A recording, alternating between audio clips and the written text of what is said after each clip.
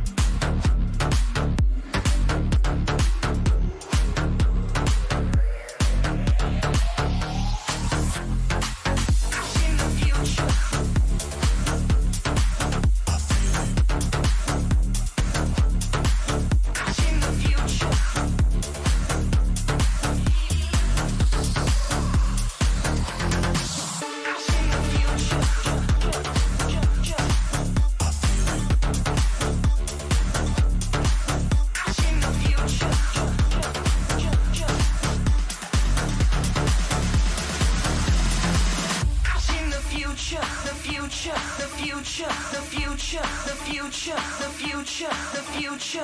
I've seen the future, the future, the future, the future, the future, the future.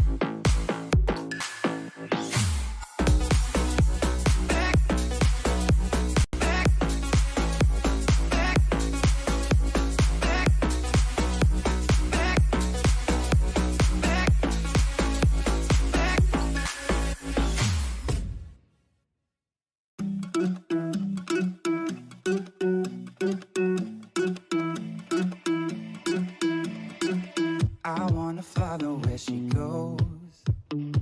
I think about her and she knows it. I wanna let it take control. Cause every time that she gets closer, she pulls me in enough to keep me guessing. Maybe I should stop and start confessing. Oh, I've been shaking. I love it when you go crazy. You take all my inhibition. Baby, there's nothing holding me back. You take me places that tear up my reputation, manipulate my decisions. Baby,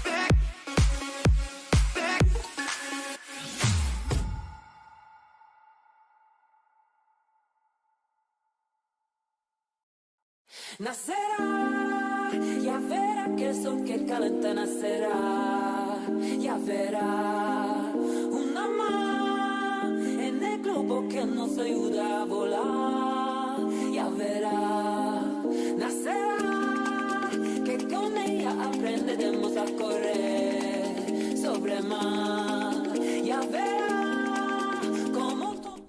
Welcome, one and all to ESU League NA Relegations. I'm a little fuzzy seal, joined for the first time, at least for me here at ESU, the first time in a while. Woo! Orosaurus, dude, how's it going, man? Let's go, man. I'm pumped up. I'm so excited to be here, get to see some of these hot, spicy, top North American teams compete for these 6 spots into the top seeding lobby of ESU for next split, right? Yeah, and like these about guys are pretty halfway much fighting for rights to break in, and there's a couple of teams that I'm definitely looking at that'll probably be doing that in this lobby. Wildcard Gaming is my personal favorite. What are you looking at? Oh man, I mean you can't just completely ignore Ghost. Ghost having kind of had a little rough go of things during DreamHack qualifiers this last week, so I'm looking to see if they can kind of right the ship and maybe get going in a good direction here. But they are finding their normal landing spot onto Milta. This plane, we haven't got a chance to talk about it really yet, but this is a very southern plane. A lot of these northern loot spots, it's going to be kind of difficult to get to. A lot of these teams might have to drop and pick up vehicles and make their way up there. But until we see where this first circle goes, I think everybody should be okay for now.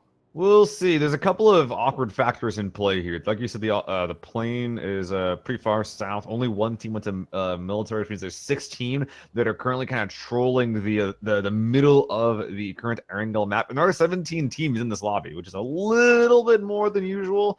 We might be seeing some early action because of that. We are kind of seeing some guys drop in the same areas, a lot of them having to contest over cars. And look at this, the guys in Squad 11, Squad Anonymous, finding some early guns here at school, trying to shoot some parachute boys, but with an Uzi, there's probably going to be nothing significant happening. I think ambitious is a good word for it. Maybe if he would have seen that AK. Go back to that hat. I need to get another. Oh my God, look at this guy. Saddle up, partner. Maybe if he would have gotten that AK instead of sticking with the Uzi, he might have been able to land a couple of shots on Mr. Parachute Boy. But looks like instead, Team 2, Urban Assault, will make their way into Razak free and clear as Anonymous goes back to looting the school and apartments area.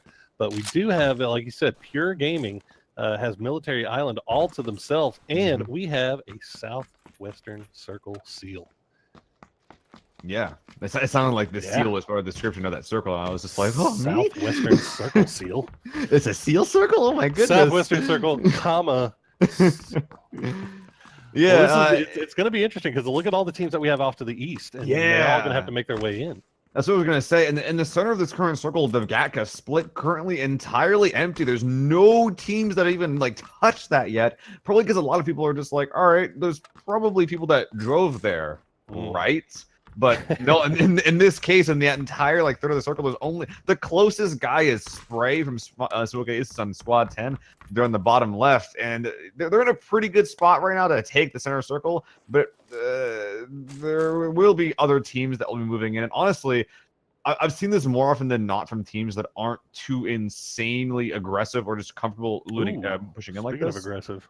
Getting it down. Actually, getting that's 2 players down for wild card. Protege, Murderous Plush Toy is actually catching a couple of members of Wildcard out in transition. So Wildcard, one of our top teams coming into today, are down to only 2 members this early in the game. That is rough stuff for them going forward. So they're going to have to be careful.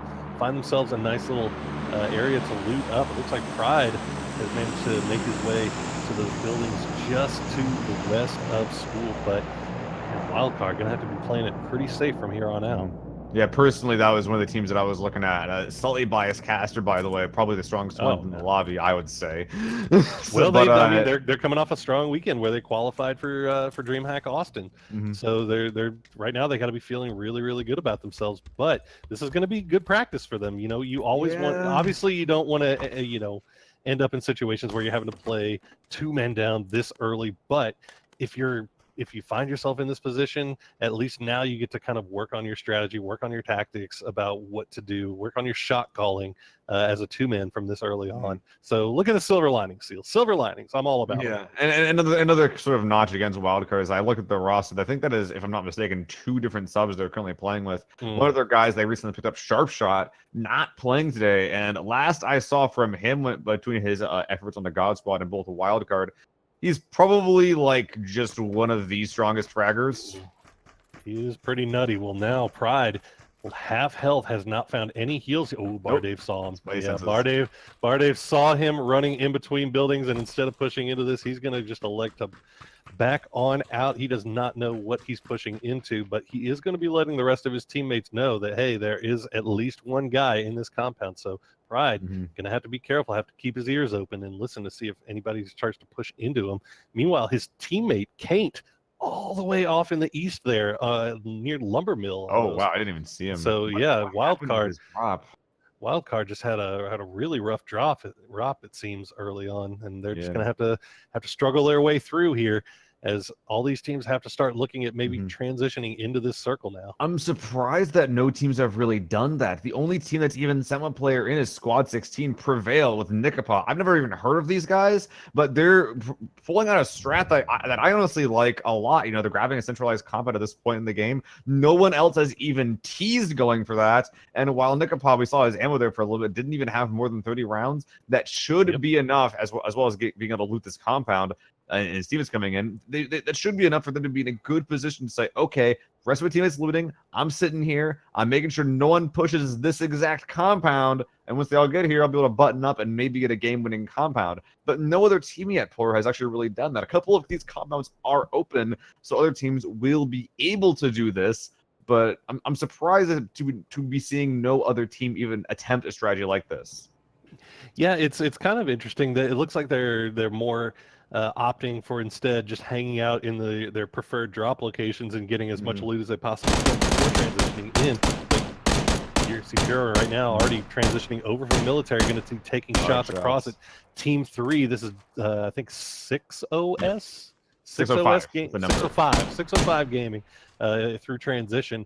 They're going to land a couple of shots, nothing really too serious right now, but Pax all by himself is going to be holding down the fort until the rest of his squad mates arrive. If we can actually go back to the map, you can see Ghost is actually going to get involved here with. Oh, hello.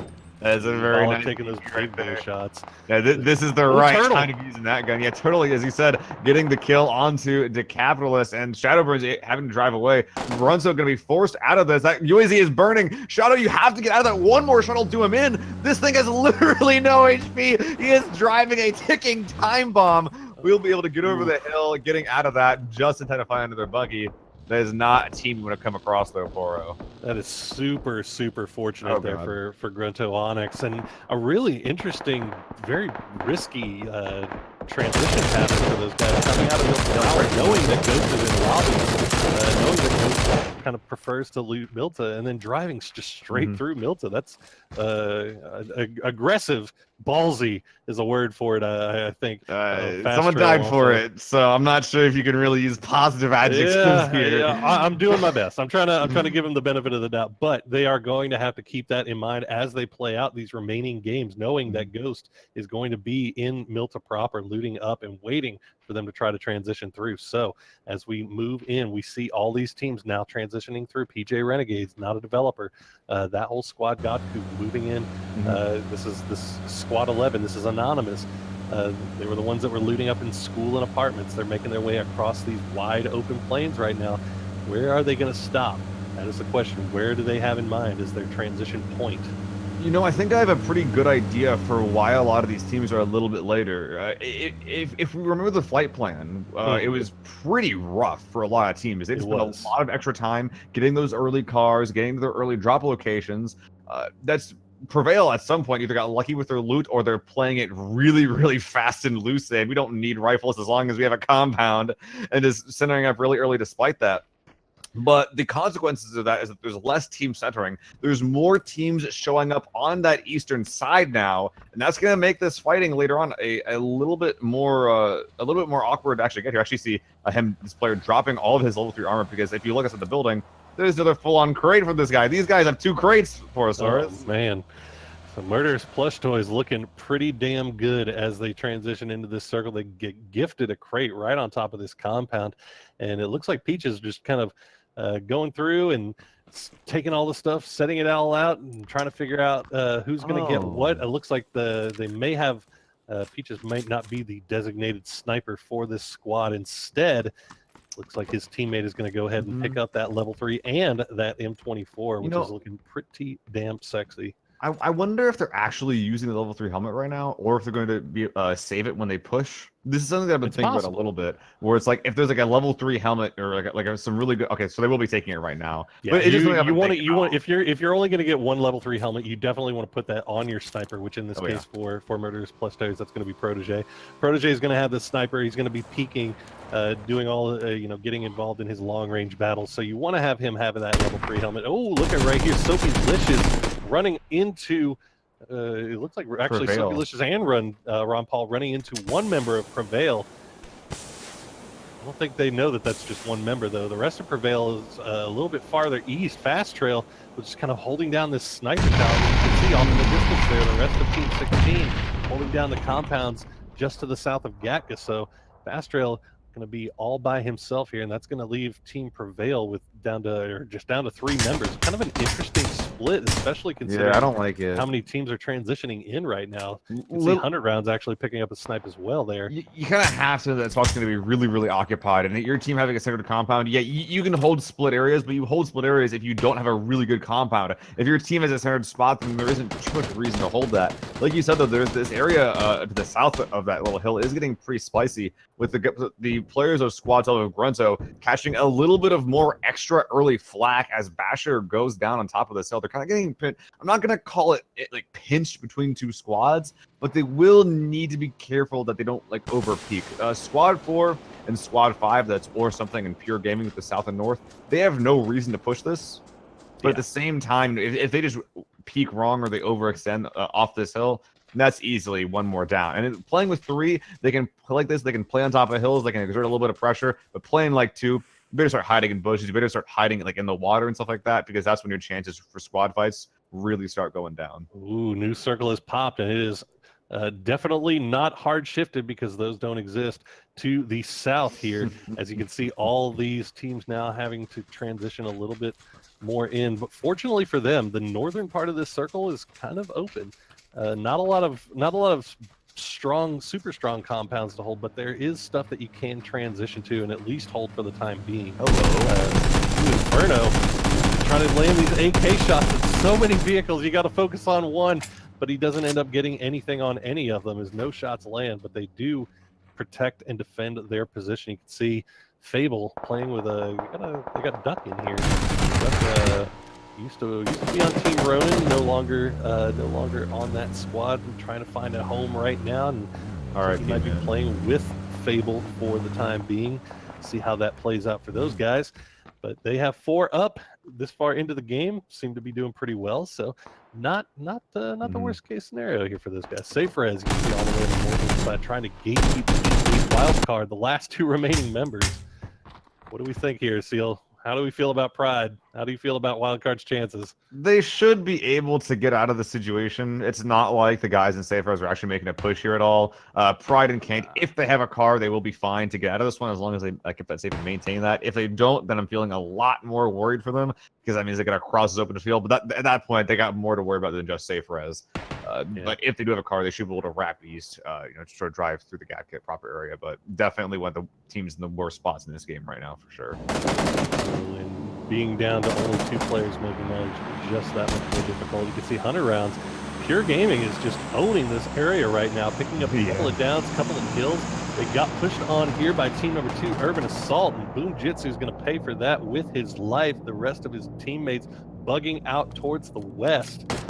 So Pure Gaming, they were playing really, really well in the DreamHack qualifiers this past weekend, and that performance seems to be transitioning over pretty good right now, as they kind of own this whole area right now. And Mm-hmm. 600 rounds going to get that's some good. long range snipes here.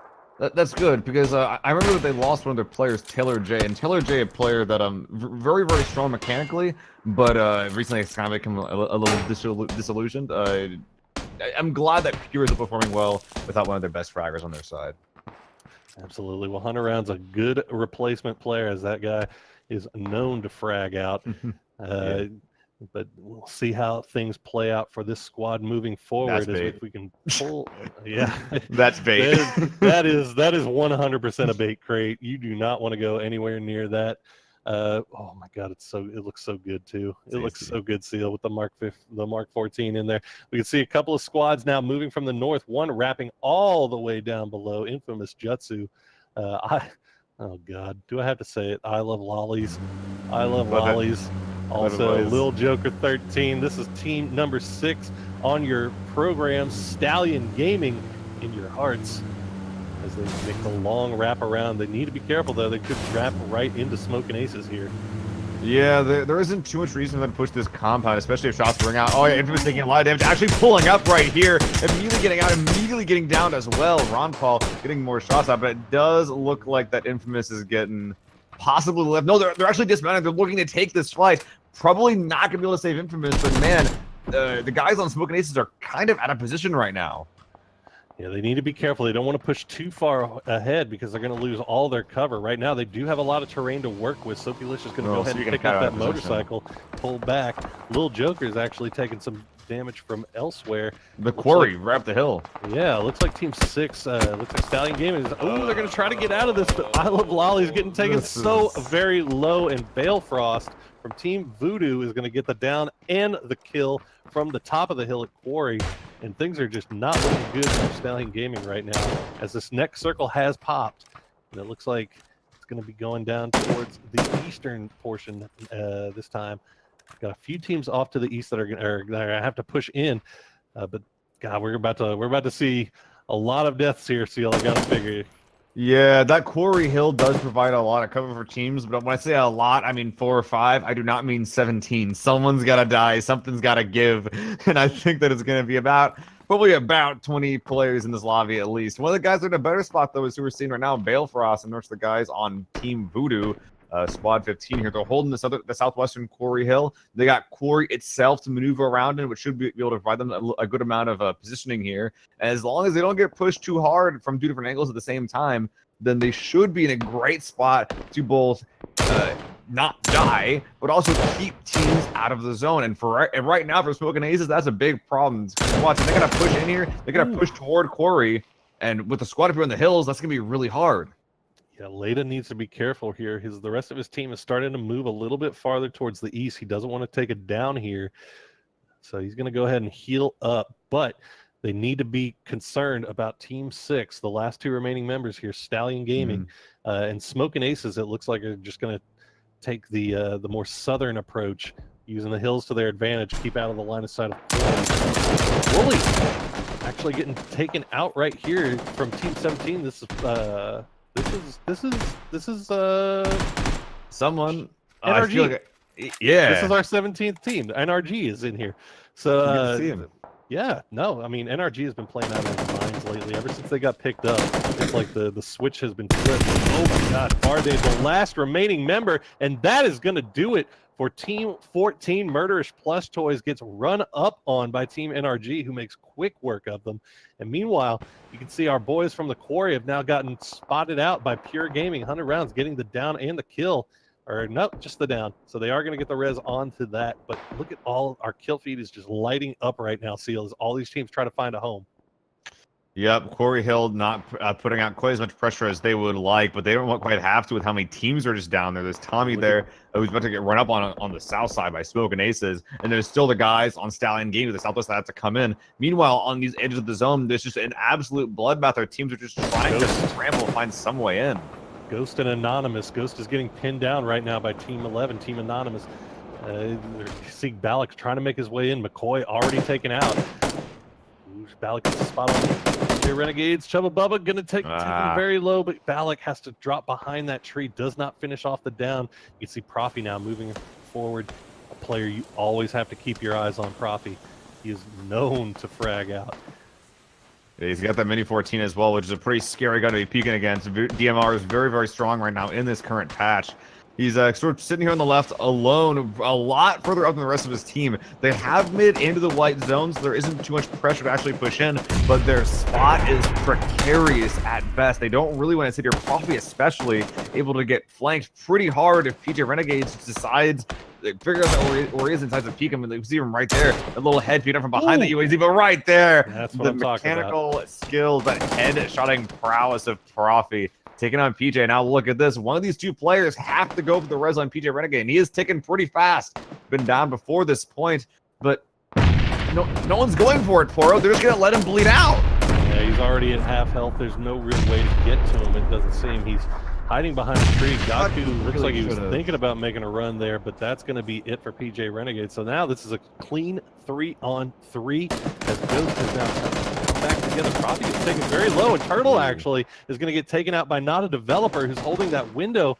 Turtle needs to be careful here. Balak also is, as Turtle tries to crawl back, you can see he's going down extremely fast as well. I think this is also the multiple times going down for him. Balak gets taken super low. He's getting shot at from the south here. Far south. Bad news for Ghost. As Turtle goes down, Profi goes down, Balak, the last remaining member, and he's got no health, and Godku is going to finish that off. So Team 11, Anonymous, ends up winning the fight with help from, I'm assuming, Team 16 Prevail. Yeah, it's kind of hard to tell exactly what happened there, but I think that Chubba Bubba on their team, it made a flank on the left side, which worked out pretty dang well. And that fight ended exactly when it had to, because as soon as Ghost goes down to look at this map, and there's about 2 or 3 more squads that are in the way of Anonymous on their way into the zone, and it's kind of the same story on every side of the zone except for the northwest. Squad 1, Saferez, able to sort of read the air, figure out exactly where they should be. They're one of the only squads that doesn't have to fight for a spot in. All these other guys, all other 11 other squads, has to fight on the edge for a chance to get into the new light. Well, this is a tough rotation from NRG. You see they were taking damage from Team 16 Prevail, the one member that's holding down the shack on the edge, but they tried to do a long rotate. Snark actually trying to make his way all the way around, doesn't take damage from the other 2 members of Team 16, nor take shot from Anonymous. So he's trying to run through on a scouting run, but nobody's shooting at him. Oh, they are now. Yeah, there's a hill in the way, and that's not even a real bike. That's a fake bike right there. No sneaky moves there, and that is an easy spread on for Steezy BB. Very ambitious scouting. Yeah, Saferez showing us that, man, that they got control of the northwestern side. I'm really liking their spot. More players pulling up on the east side. Penta going down from Nikapa, who was in the right place at the right time. His NRG's teammates on the hill, not going to be able to be close enough to really do much about it, but they do have to push in here at some point. Came in and Wooly try to put some shots out. Will actually get that down on Nikapa, but it looks like they're a little bit too late to actually get the res into Penta. But look at this, they might be able to break in, but despite getting that down to Nikapa, there's still the entire team of Squad 4, which is or something. They'll be gatekeeping their way in here.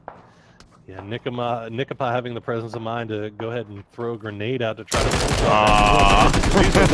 coming over the top, just sees a whole team. That's not what you're looking for whenever you crest that hill, and he is going to go down. Will he get killed off? It doesn't look like it. Looks like Team 4 here or something is going to try to go for the res instead. K-Mind holding back a little bit, waiting to see. Are they going to try to come out and go kill off Wooly? Doesn't look like they are. Can K-Mind go and get this res off now, though? I don't think there's time. The blue's too close unless he wants to blue tank a little bit, which isn't going to be possible. Yeah, there is no res coming out. Blue tank stretch coming for Cayman, just hoping that they won't try to force this too much. Oh, look at this on the south side. 4 different teams here, specifically Pure on Squad 5 and Smoke and Aces of Squad 10. Very close proximity. Meanwhile, the Northwest, Grunto, Onyx, they're at least the remnants of them. They've been holding this hill the entire game, and I'll try to see if they can get some third partying done. But man, this cliff face just having too much cover. But now looking at that, Grunto, Onyx, Squad 12 obviously in a superior spot here. These two squads, one of these two's got to push up, and it will be Pure Gaming first. Shadowbird spots him, not shooting quite yet, waiting for the perfect moment. Oh man, they are being extremely patient here. As you can see, 1 down, 2 downs. That's going to be Shadowburns going down those. Pure J and can't see the name. Pax. Basher? Yeah. Trying to make their way around. Rav and Pax, the last two remaining members up for Pure. Gets taken all the way to half health, all the way down as Rav trying to find an angle. Down to a 2v2. Pax is going down though. Third party. All the kills are being stolen by Voodoo from the far west. They heard the shots coming out. They're like, all right, you take that fight. I'll take your kills. Risk free, 3 free kills. We had to work an inch for that. And now look at this. They're still pretty much in the white zone as well. Just a little bit of movement here. Man, that's how you take a fight for. Don't be the guys that are getting shot at. Be the guys who are doing the shooting. That's definitely a way to do it, and you can see actually not a developer. Oh my God, this one is absolutely lit up as a bunch of teams trying to transition into spots that are already occupied. Team number 10 here, Smoking Aces. Fable's out. Down 1 player. Looks like that is going to be it for Fable, as Smoking Aces should get this res off, and they're going to still stay 4 strong on the southwestern part of this circle. The only thing they have to worry about now is Grunto Onyx, the last 2 remaining players here. Oh, look at this. Team 13 pushing in just to the north of Team Voodoo here. Yeah, there's a lot of fights on the edge that are going on right now. The northeast side and the southwest. Pretty much just a matter of when it's going to happen. It's going to be happening here real soon. But these southwest guys, this is 2 full squads. It's pretty up in the air as to who's going to win the fight if it does happen. But let's let the northeast one break out first, as the players on 605 Gaming are getting a little bit of gatekeeping in. Looks like Squad 4 will be easily finished off by both 3 and 11. That's 605 and Anonymous finishing off or something as they're to make their way in. But definitely a superior spot for 605 Gaming. These buildings just barely not quite in. And look at that. Chubba Bubba and Godku down. Non-developer, no time to make these reses off. He's going to need to get some pretty cheeky plays in here to actually find his way in between 605 Gaming. If you can't find that out, then you're just going to be getting knocked out in 8th place soon. Somehow K-Mind has managed to stay alive all this time. He's trying to make his way in from the blue. Looks like he made it. Oh my God. He's going to go right. He's going to find himself right on top of the last remaining members of 605. As 605 still scrapping here, going back and forth with Team Anonymous, not a developer. I think might be the last remaining member as Chubba Bubba goes down to the play zone. So 605 trying to hold this angle. They're going to have to get out of this. Are they going to have to get out of this? Nope, they do have a corner to work with here. That's kind of good for developer, though, right? Because they're not forced outside. They're still hiding in their building. Oh, no, it was until Mars spotted him out there. All right, P. And look at the way that Save Res is playing this. They have 3 players that are in the new zone right now. Paradox holding the wide flank, saying, "All right, anyone running out?"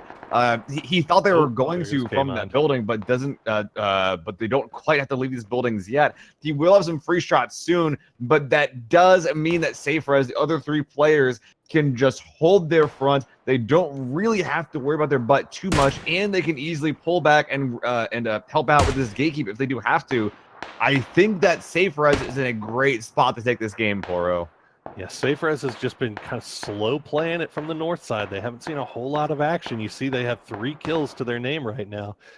So definitely not a lot of teams coming on that north side, but they've managed to play it safe, play the position game, and they still have 4 strong going into this these final couple of circles. Mars, meanwhile, Smoking Aces, the opposite, been on that southern edge and have been just picking up kills left and right. 11K for them so far, 6 falling onto Ron Paul himself, 4 onto Mars as he's trying to add to that total by picking off these last remaining members. He's going to get 1.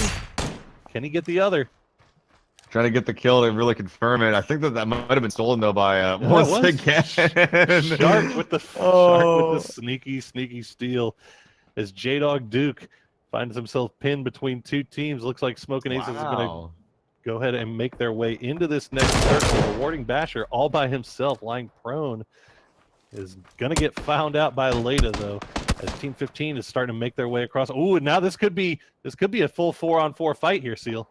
Yeah, and somehow that fight between 13 and 15 on the southwest edge didn't happen. Now it will be the guys on Smoking Aces inheriting that fight. Mars here, we've seen him lighting up the kill lead with his SLR so far. Man, 6x SLR, peeking a ridge. That's the exact gun you want. So delicious, and Mars working together to get the first down on the Balefrost. And Lada not in zone. Soapy once again with that mini 14. Mars sees it down. They're saying it is my time to push, but not before I get this quick headshot. He doesn't care where you're at. He doesn't care which ridge you're on. He will find you and gun you down. And now, just like that, it is Petty Boss, who is prone but is alone at the bottom of this ridge, barely in the new zone. This prone and praying that neither of these two squads around him will spot him out. Besides his one solo player, Poro, all the rest of these squads are 3 or 4 mans that are currently in this one of these last endgame circles. Absolutely prone and alone, not someplace that you want to be. As you can see, Safer is starting to take their shots, but they lose one player. Are they going to be able to go ahead and get back on this to get the res off? INQ, meanwhile, Team 13, Inquisition Esports, down 2 players. Last player alive is Will. Can he get any of these reses off? He might be able to, as it looks like SafeRez is going to go for the res. And actually, Paradox going down as well, as now Team 10, Smoking Aces, has turned their attention towards the north side. Can Inquisition get these reses off? Looks like he might be able to get one. Both teams will be backing off to see if they can tend to their people. It will be Smoking Aces that spots a couple of those players off to the southwest. We see some suppressing fire coming out onto Petty Boss, trying to see if they can catch him through that smoke. Smoking Aces, but all of a sudden they look like they're in a good spot, but all the teams that did have those downs, except for a bit of Inquisition on the far southwest, were able to sort of stabilize off of that. Actually, as I say that, both teams do clinch the reses, but the 2 teams that are on the top of this hill on the northeast side, definitely a better spot. Inquisition do not have a clear route to make their way in, but the problem here is that, oh my goodness, while they're still getting these downs, Smoking Aces, they're on the same hill. That's a really easy flank on the safe res, and it looks like it's happening right now. Yeah, SafeRez has not gotten good enough vision here on the Smoking Aces. They don't know what angle they're coming from. They've got wrapped up with Inquisition, and meanwhile they are able to get the res off, but these guys are sitting low on I gotta imagine, armor, on helmets, on everything right now. Ron Paul managed to get the down on a Poonage, but he gets taken low himself, as it looks like SafeRez now might have an idea of where these guys are. You can see Ron Paul gets taken very low. Shark goes down. Paradox goes down. Easy is the last, I think, the last remaining member up, and that is going to do it for SafeRez, taken care of by Smoking Aces, who are just bulldozing through this lobby. Fight's not over yet, though, Porv. This is the last 2 teams that Smoking Aces down to, as well as INQ, who is just on Alex G. He's able to get into the zone. He's able to get some smokes out as well. But, man, look at this. Now that the smokes are out for Smoking Aces at the top of this hill, they could get the res, but they're not even going for it. They're just trying to finish it, and that is exactly what Mars will do. Wow. Showing us his skills with the SLR. Let's go ahead and count kills real quick, man. 16, 19, 20 kills for Smoking Aces. I mean, is that math right? That is, I believe that is correct. That is 20 kills coming out of Smoking Aces, who take home first place, dominating the game 1 lobby here. That was not Mars, expected. Ron Paul, 8 kills apiece. Spray coming in with 3. Soapylicious.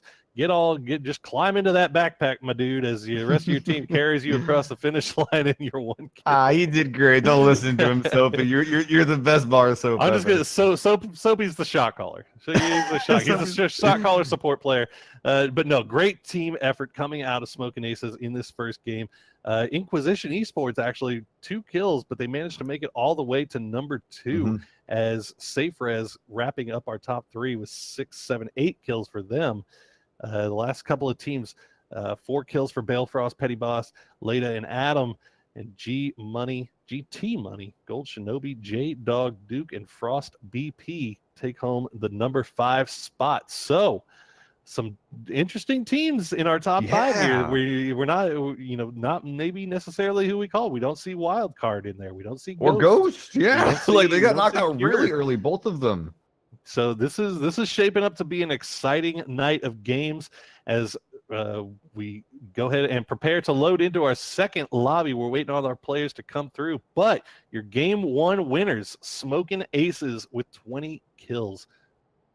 Yeah, I think we'll be going to a quick break while we do get that figured out, but don't go anywhere.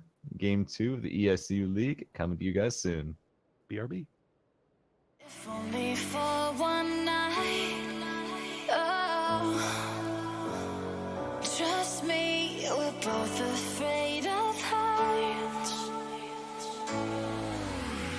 Feeling all the highs and lows. It's what makes this life beautiful. So fall and we only got one night. So open your mind and take what you find. We won't be lying here.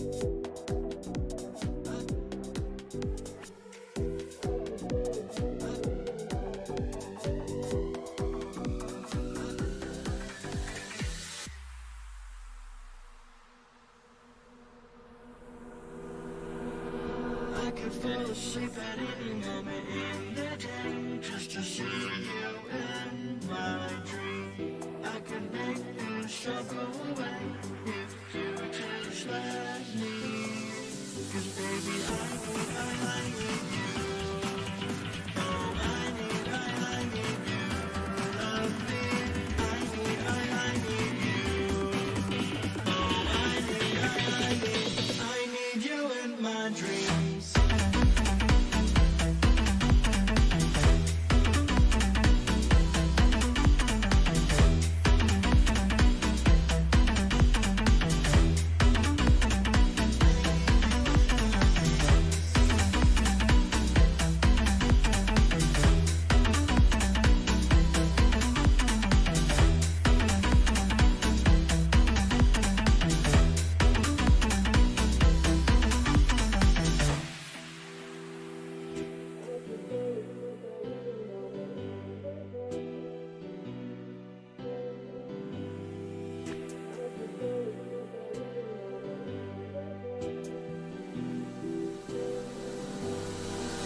I could fall asleep at any moment in the day just to see you in my dream. I could make the struggle away if you just let me. I could fall asleep at any moment in the day just to see you in my dream. I could make the struggle away if you just let me. 'Cause baby, I need you. Oh, I need you. Love me. I need you. Oh, I need you in my dreams.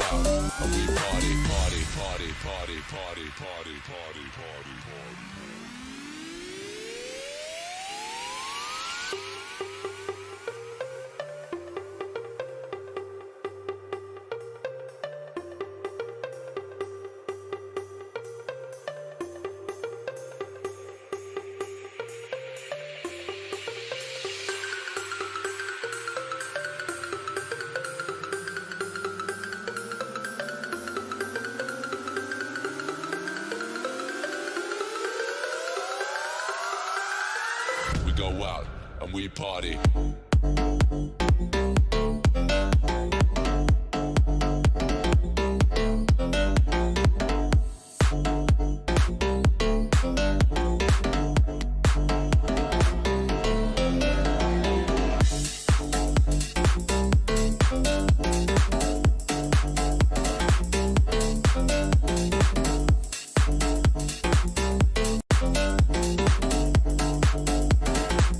Go out and we party.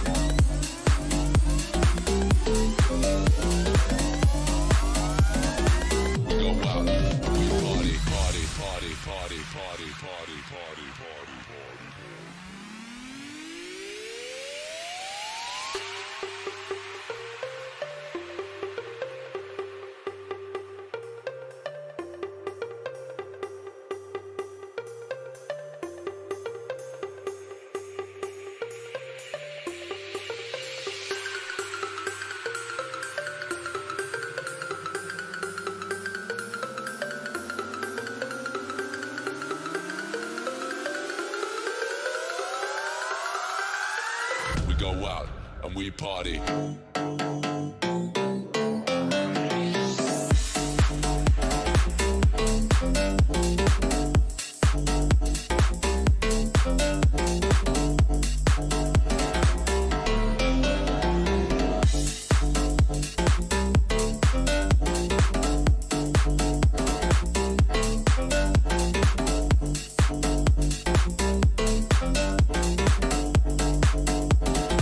Go out and we party.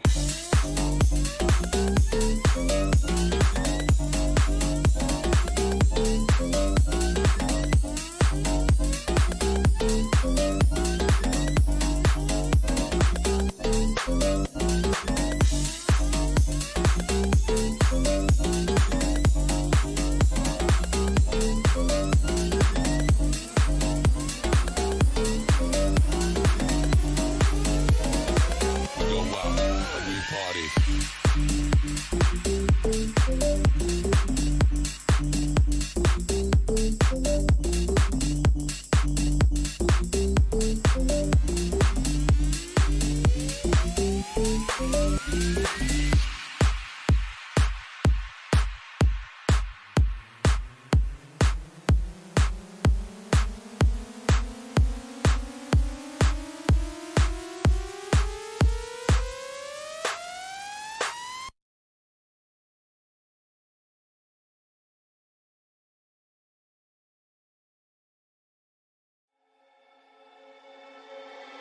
We fall and sink down slowly. I feel the weight on us. We fight and lose our emotions. I know it's dangerous. We fall and sink down slowly, slowly, slowly, slowly, slowly, slowly, slowly, slowly, slowly.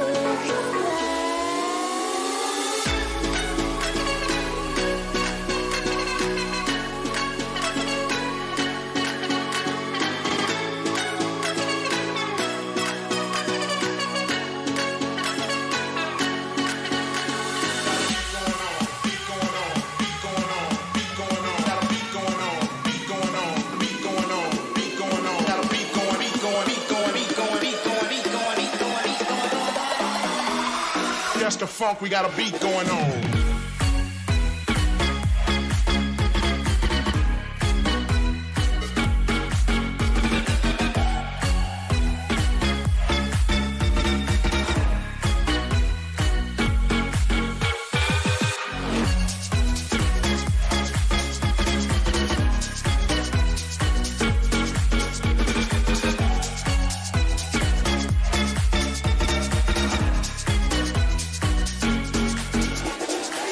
Chilling out here with just the funk, we got a beat going on.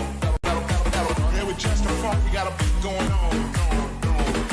We're chilling out here with just the funk, we got a beat going on. Here with just the funk, we got a beat going on.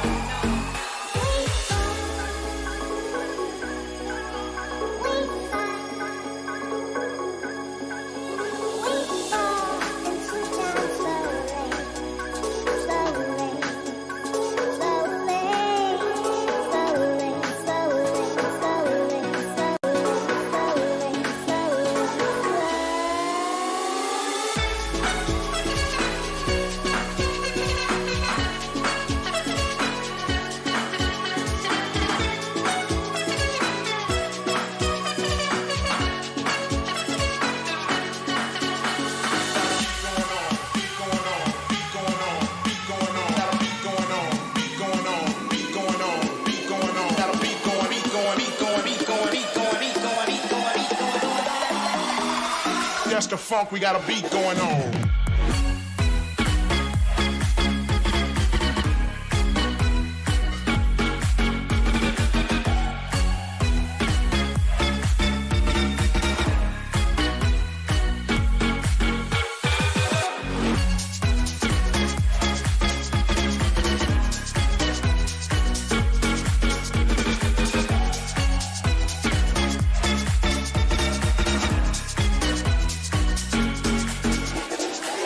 chillin' out here with just the funk. We got a beat going on.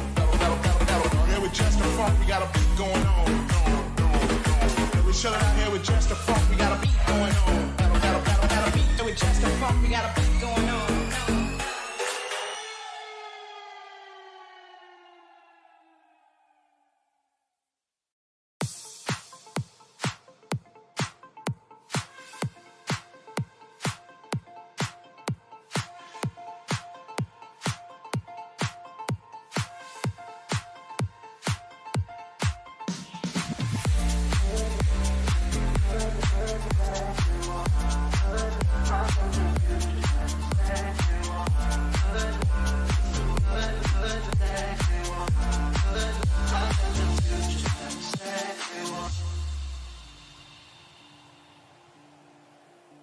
I feel so alive.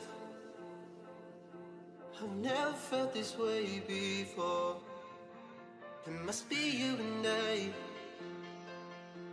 It's got me thinking about us more. It's these bright lights that put me in a daze, and I can't stop but think about the way that you move around up and down on that stage. It's your future vibes.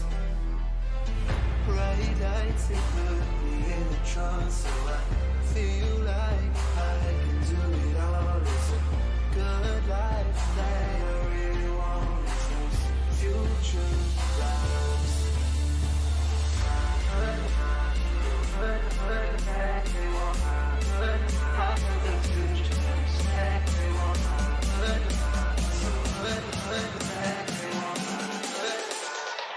I got those future vibes.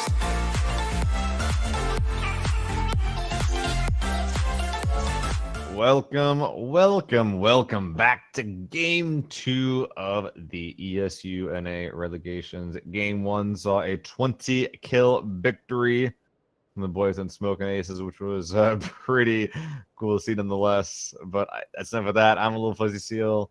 Joined by Furrow. A few more games. Yeah. That's a casual 20-kill win there from Smoking Aces. We'll see if they can do with that going forward. Mars getting accused of KSing from his teammates in the Twitch chat. Of course, they every kill that our team ends up getting is always mine. My teammates know this. Anything that they get has just been KS'd from me. And good to know that works in competitive sense as well. But one thing we can see, this is first of all, nice plane. Every area should be available to drop to right off the bat. So good looking there. Another thing, Wildcard has claimed Severny for their own. So this could be a good thing for them. Do you remember last game they lost 2 players early in transition, so that kind of ruined their game 1 run. But maybe game 2 might be looking a little bit better for them.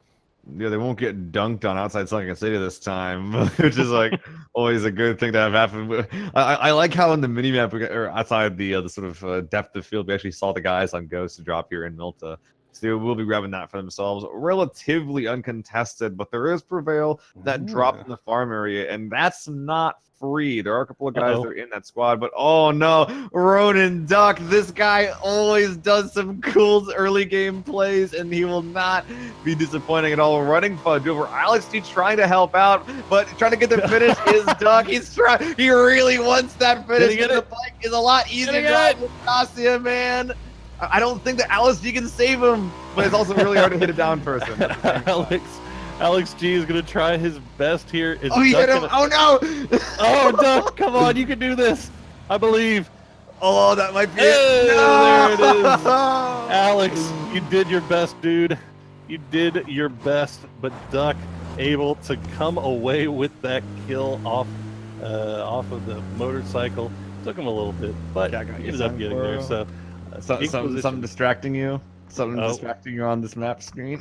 Is there? There is for me. This zone looks like hot garbage compared to the flight plan we had. We had like it was like 12 to 4 o'clock flight plan, and then the zone goes far left. That's about as far away we could get from a zone as good as that, or from a flight plan as central as that, to be getting a a zone that's this bad for this many people in this game. This is definitely kind of rough. A lot of water involved in that circle. But now is a good a time as any to talk about the impact that these water changes in this most recent Water patch have sucks. had on competitive. Nobody wants to go in it, which God bless. Thank you.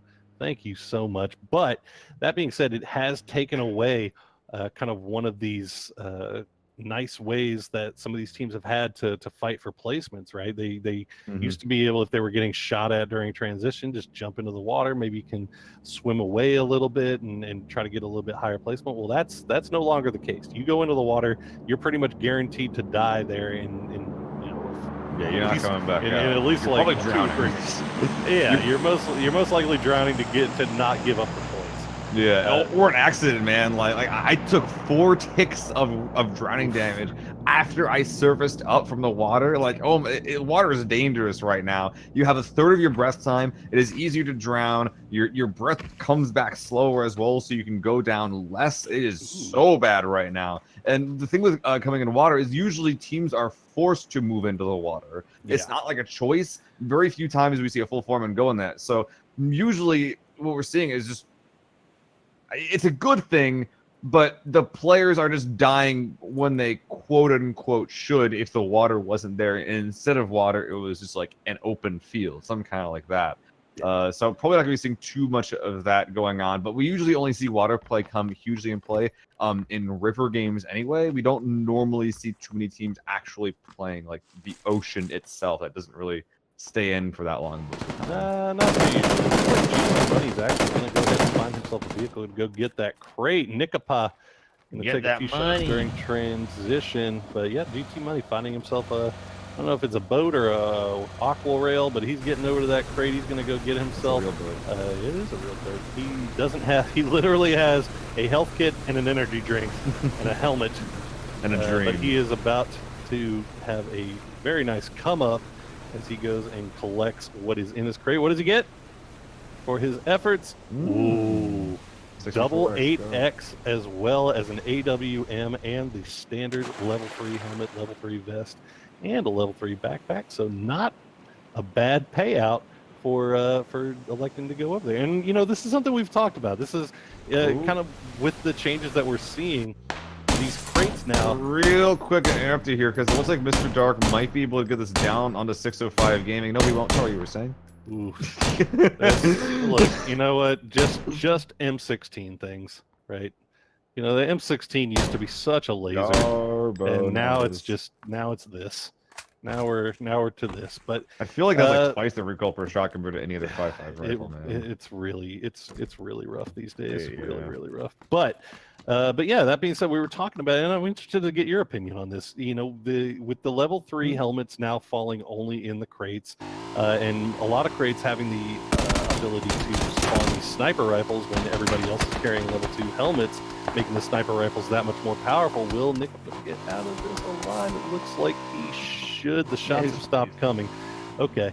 But yeah, do you think now it is kind of a worthwhile thing for teams to start to consider including going after these early crates as part of their win conditions? Yeah, I think that we'll be seeing more solo players like branching off from their squads to be going for them because they are quite important. And every single time I've seen a team go for a level 3 crate, at some point in the end game, it helps them. Like there's so many times like, all right, someone gets an level 3 like level 3 vest, chest plate, the level 3 helmet, and at some point later in the game, I see them make a push. They walk away from a fight with very little HP, like, oh man, they almost got down. Wait, that's level 3 armor. If they didn't have that, they'd be dead right now. Really important stuff to note. You can find 3 vest armor very rarely out in the world, but level 3 helmets is the only way to get that. I do have a sad story to tell you though. Oh no. And, that is, I don't think the M249 is good anymore. Oh no. I don't think it's not viable anymore. Do you need a hug? Do you need? I do. I used it the other day. All right, I had a DP and a 249, and I was using the DP more than the 249. I know that you have been one of the M249's strongest proponents. I have for the longest time, and I know that admitting this must be very, very difficult for you. But you know, this is the breaks. This is the breaks. Well, Ghost, it looks like, have now found themselves some water vehicles. They're going to be transitioning via the ocean. Water vehicles. Well, I didn't know if they were both in boats. I thought, okay, they are both in boats. An aqua rail is still a boat, Toro. You know what? It's it is the inferior boat, though, man. Aqua rails are garbage. Just to get that out there. The funny thing about it is that I always assume that, I hardly ever go into the water when I'm playing myself, but I always assumed that the aqua rail would be kind of like a motorcycle, right? It would just go a little bit faster on water. But nope, boats and aqua rails go exactly the same speed. No, aqua rails are slower. They go 20 kilometers turbo slower. It's so bad. That's bad news bears. Yeah. But and you kind of leave yourself a little bit more exposed. So.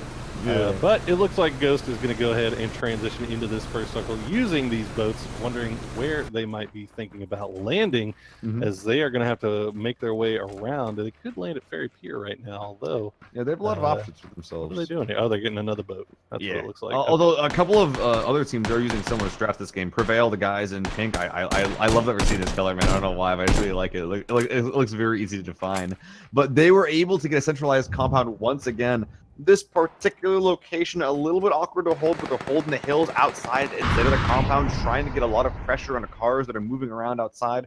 We see them doing that a little bit for now, not quite able to get any downs, but they're letting everyone around them know that, hey, I'm in this compound, I'm setting it up, you don't want to push this, you can't really push this, there aren't many avenues that we're not covering, just keep going, and if, once again, as long as Prevail can hold this, then they should be in a pretty good spot for the rest of this game. But as we know, hard shifts don't exist. They do have vision on team number 7 here. That is Team Fable taking the top of that hill. But yeah, I think you bring up a really good point. This is one of those things that you kind of have to do, especially in situations where kills are worth 7 points apiece.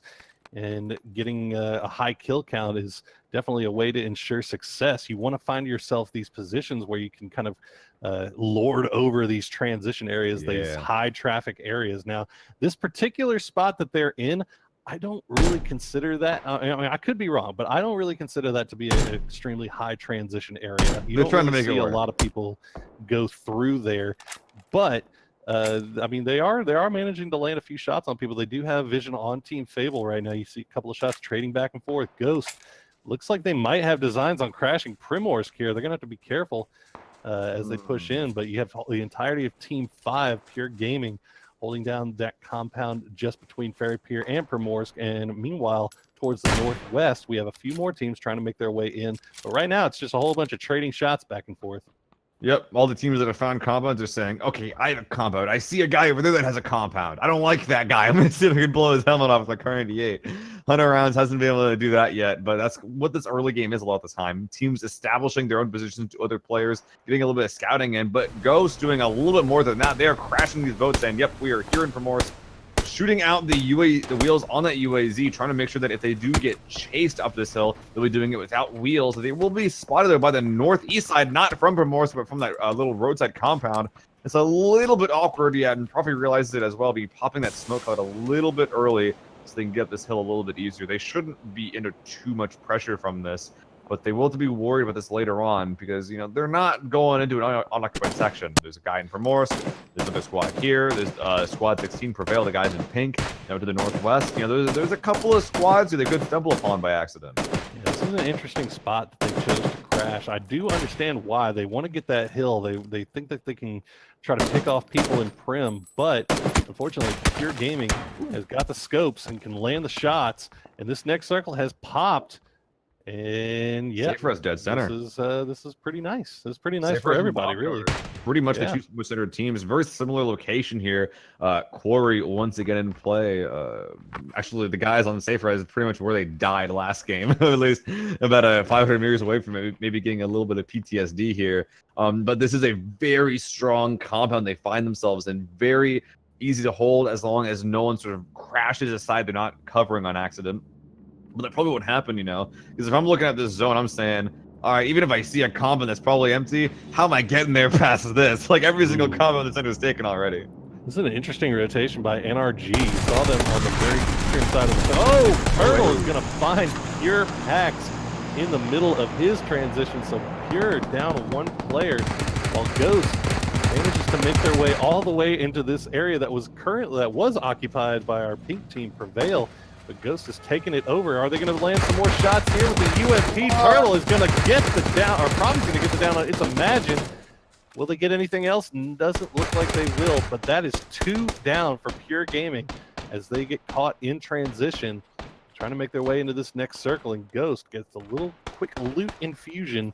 Nice little come up. What I was going to say earlier, NRG managing to rotate all the way to this northern end of the circle. But everybody else is starting to fight now down towards the southeastern side here, as it looks like team number 6, Stallion Gaming, is pinched. Yeah, it looks like Stallion isn't a lot of trouble. They've already lost one. Jutsu, once again, losing a couple players early in their transition. Infamous on the far southwestern flank. It looks like they were able to avoid the brunt of the pain by getting up this hill. These compounds that are below them won't be able to get too much pressure on. But further west, on the same hill, they I'm not sure if they actually are aware of this, but there is the squad in the form of Anonymous. And yeah, they definitely heard these cars pull up. They're kind of checking this direction as well, but they do have a split themselves. So even if they do make the call that, hey, let's go make this push, they're going to need to wait for their player that is pretty far to the north to actually come up here. And they probably won't be pushing at all because they got their own car for it. They don't really want to leave those too much. Yeah, Anonymous has a really good position right here that they're working. They do have good vision on the Stallion here, but not too much. You see Godku, the scout, kind of holding down that northern end of the circle, wants to make sure that nobody crashes into this compound, and it looks like the rest of the team is going to elect to move. Yeah, I do like this as well. They're kind of centering up a little bit more. They're going to go ahead and claim this compound for themselves, take this barn building, and all surrounding areas, really. They want to give themselves a little bit more of a sight lines across this wide open field, especially when this next circle pops. If it pops and it finds teams transitioning through this field, they're going to be in a great position to start laying down some fire over the top. Ooh, look at that. Team pushing into Primoris gets an early down. Grunto able to make their way in here, but they are in a bit of an awkward spot. They only have the cover that they brought with them in the form of these boats. They were able to get a knock, but probably going to be pretty hard to push. Also, meanwhile, they're taking shots on the far northeast side. That's going to be Ghost Gaming that spotted this movement in and will be punishing it severely. It looks like the push that was teased by Grunto saying, hey, we got that down. Maybe we go to the Wizard Tower. Yeah, that's not going to happen. Ghost has absolute sovereignty over that beachhead. I don't see a way that Grunto gets out of that one, man. No, Grunto is in a terrible spot right now. As long as Ghost decides to hold the top of this hill, they have Grunto pinned down on the beach. McCoy getting it down and a kill onto Shadowburns. Now turning his attention over towards the Capitalist. But they also have the last 2 remaining members of Pure Gaming pinned down within that sniper tower. 100 rounds got taken down. Did not get finished off. He got res, so they still have 2 members up. But Ghost is just kind of serving as a gatekeeper right now, as Grunto, it looks like 2 members at least have managed to make their way towards the hill, but they have 1 member that is just all out in kind of on his lonesome on the beach. It looks like Ghost is going to actually turn their attention away from that and move towards this new circle, which I think is the good call here. Yeah, there's a couple of spots in Quarry that they do need to check. There is a field in play as well. They need to figure out, all right, is this field being watched? Do we need to exert resources for that? Like, where are we going next? And that's kind of a little bit more important than finishing off some already weakened spots behind you. Meanwhile, on the far northeast side, Murder's Plush Toys making their way pretty close to NRG. Yeah, I think Ghost definitely can hold down. Oh, they're taking shots. 14-14 taking shots here from the south.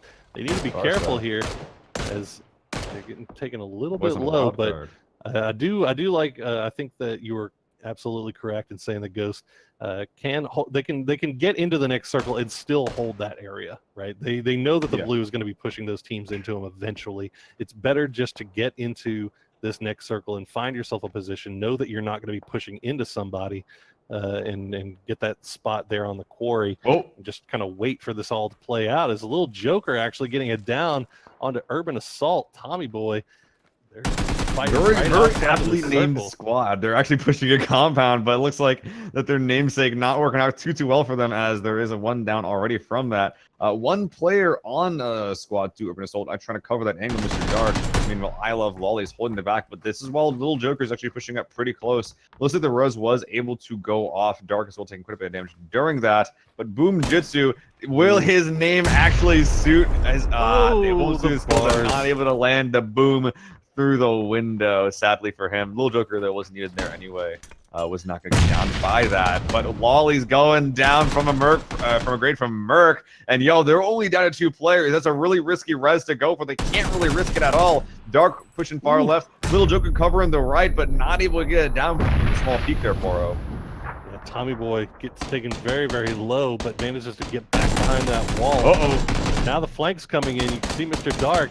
Now that he's been rezzed and healed, managed to make his way onto the northern side of this compound. Boom Jitsu has gone down. He's going in. Joker is going for the push, going for the kill. Are they going to let him get away with it? Tommy Boy going to hide behind the Dacia, get the headshot, and that is going to do it for Stallion Gaming. A great push coming out from Urban Assault. They should be able to get the res here onto Boom Jitsu before the blue even comes in, and they have kind of conquered the southeastern part of this circle for themselves. As you can see, Ghost has made their way and is holding the bottom part of Quarry. They should be serving as gatekeepers here for a little bit as well. Looks like everybody is just kind of posting up, trying to see what they can see, take shots at what they can take shots at.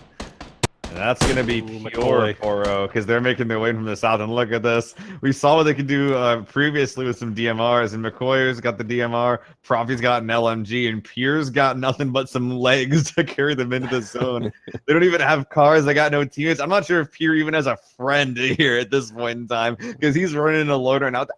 How do you get past this? Ghost has him dead to rights, right? I got to admit, well, they have split up. So you have Ravs over here, and I think you saw 100 rounds going the opposite direction. And yep, that is going to be it. McCoy is going to land that shot every day of the week. So that is going to do it for Rav. 100 rounds. Now the last remaining member of Pure, but Coffee has spotted him out. He's got a very skinny tree to hide behind. I don't know how much longer he's going to last. Nope. Oh, 100 rounds. He's going to take a ballsy shot back. So safe, man. Profi's playing this exactly correctly. He's saying, like, are you going to shoot me? I'm just going to peek. No, if you're going to move, then shoot you again. Like, no problem. I don't need to hard peek that. You can run as however much you want. And now look at this. Ghost clearing out Quarry. The only problem they have is the Urban Assault to the east, as well as Squad 12 to the northwest. But that's pretty far along, and they have a good amount of cover going in. Honestly, I really like Ghost's position this game. Yeah, they're going to have the high ground here on the northern part of Quarry. They do have to worry about team number 2, Urban Assault, because if you're thinking about, if you're looking at this map, Seal, and you see Urban Assault hiding out in those warehouses, where do you think the spot they're most likely to try to transition to is going to be as a full 4-man squad? Probably Quarry, because you can't play that Eastern Hill in right now. Exactly. So I imagine that we're going to see a little bit of a scrap here coming up pretty soon, but meanwhile, teams that are trying to transition into the circle, Wildcard actually getting a couple of knocks here. Ooh, safe res, landing the shots. PJ Renegades is going to go down. I do like this position by Anonymous, but unfortunately they're down to 2 players. They can't really protect themselves as much here. Poonage is going to push into this. It looks like he's going to throw that's smoke. Not a flash bang. He's going to try to get. 100% a flash. That was a flash. Yeah. That was. You're right. So he's going to try to get this angle. Is he going to get it? Yes, he is. He's going to get the down onto Gaku and the kill onto not a developer. Poonage. He's getting big boy shot, though. But he leaves himself so exposed to the in the wide open field. That is going to be Fable going to get the down, and I believe, will they get the finish on that? No, I think he was able to crawl barely into cover. I don't think they shot anymore. They're not peeking him that hard as well, and that door, if it was open, if he had the foresight for that, is so smart. Yeah, we saw Shark now going for the res. Such a strong, powerful play by Punich. They're saying, I can take a 2v1 any day, clean up, run back to the compound, teammate gets the res, and now they do still have the problem of the very, very centralized Fable right now. But right now, you know, when you're holding central, there's always the chance that other teams will push you, especially with a spot sort of as precarious as this. This sort of pseudo hilltop that is currently being held by Fable is not actually that great and is super easy to flank. No team has a reason to do that yet, but later in the game, that'll get more awkward to hold. North side, Team Inquisition going down to Smoking Aces, who is getting involved. Meanwhile, Again. Zark and Team NRG also getting taken down as well. You see the last remaining member is Pentalol, and he's caught between Team 14 and Team 10, and that is going to do it for NRG. They're going to go out in 12th place. Call them out for a really good rotation towards that north side, but it ended up not paying off. Meanwhile, Ghost still picking up kills from that You called it. They're both rotating quarry towards position. Yeah, squad 4 or something holding this little west side compound.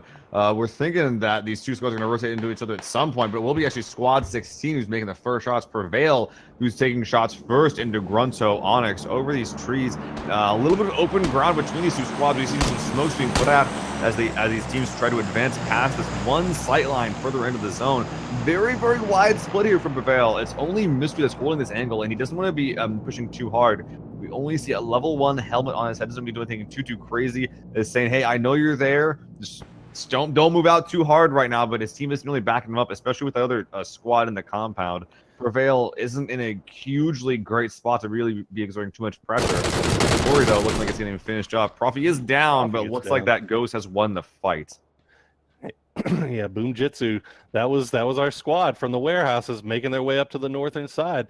Ghost making short work of Urban Assault as they claim the top of quarry for themselves. But now they have a long way to go to make it into this next circle, and they've got Team 15, Team Voodoo, holding down the yellows that they have to kind of deal with here.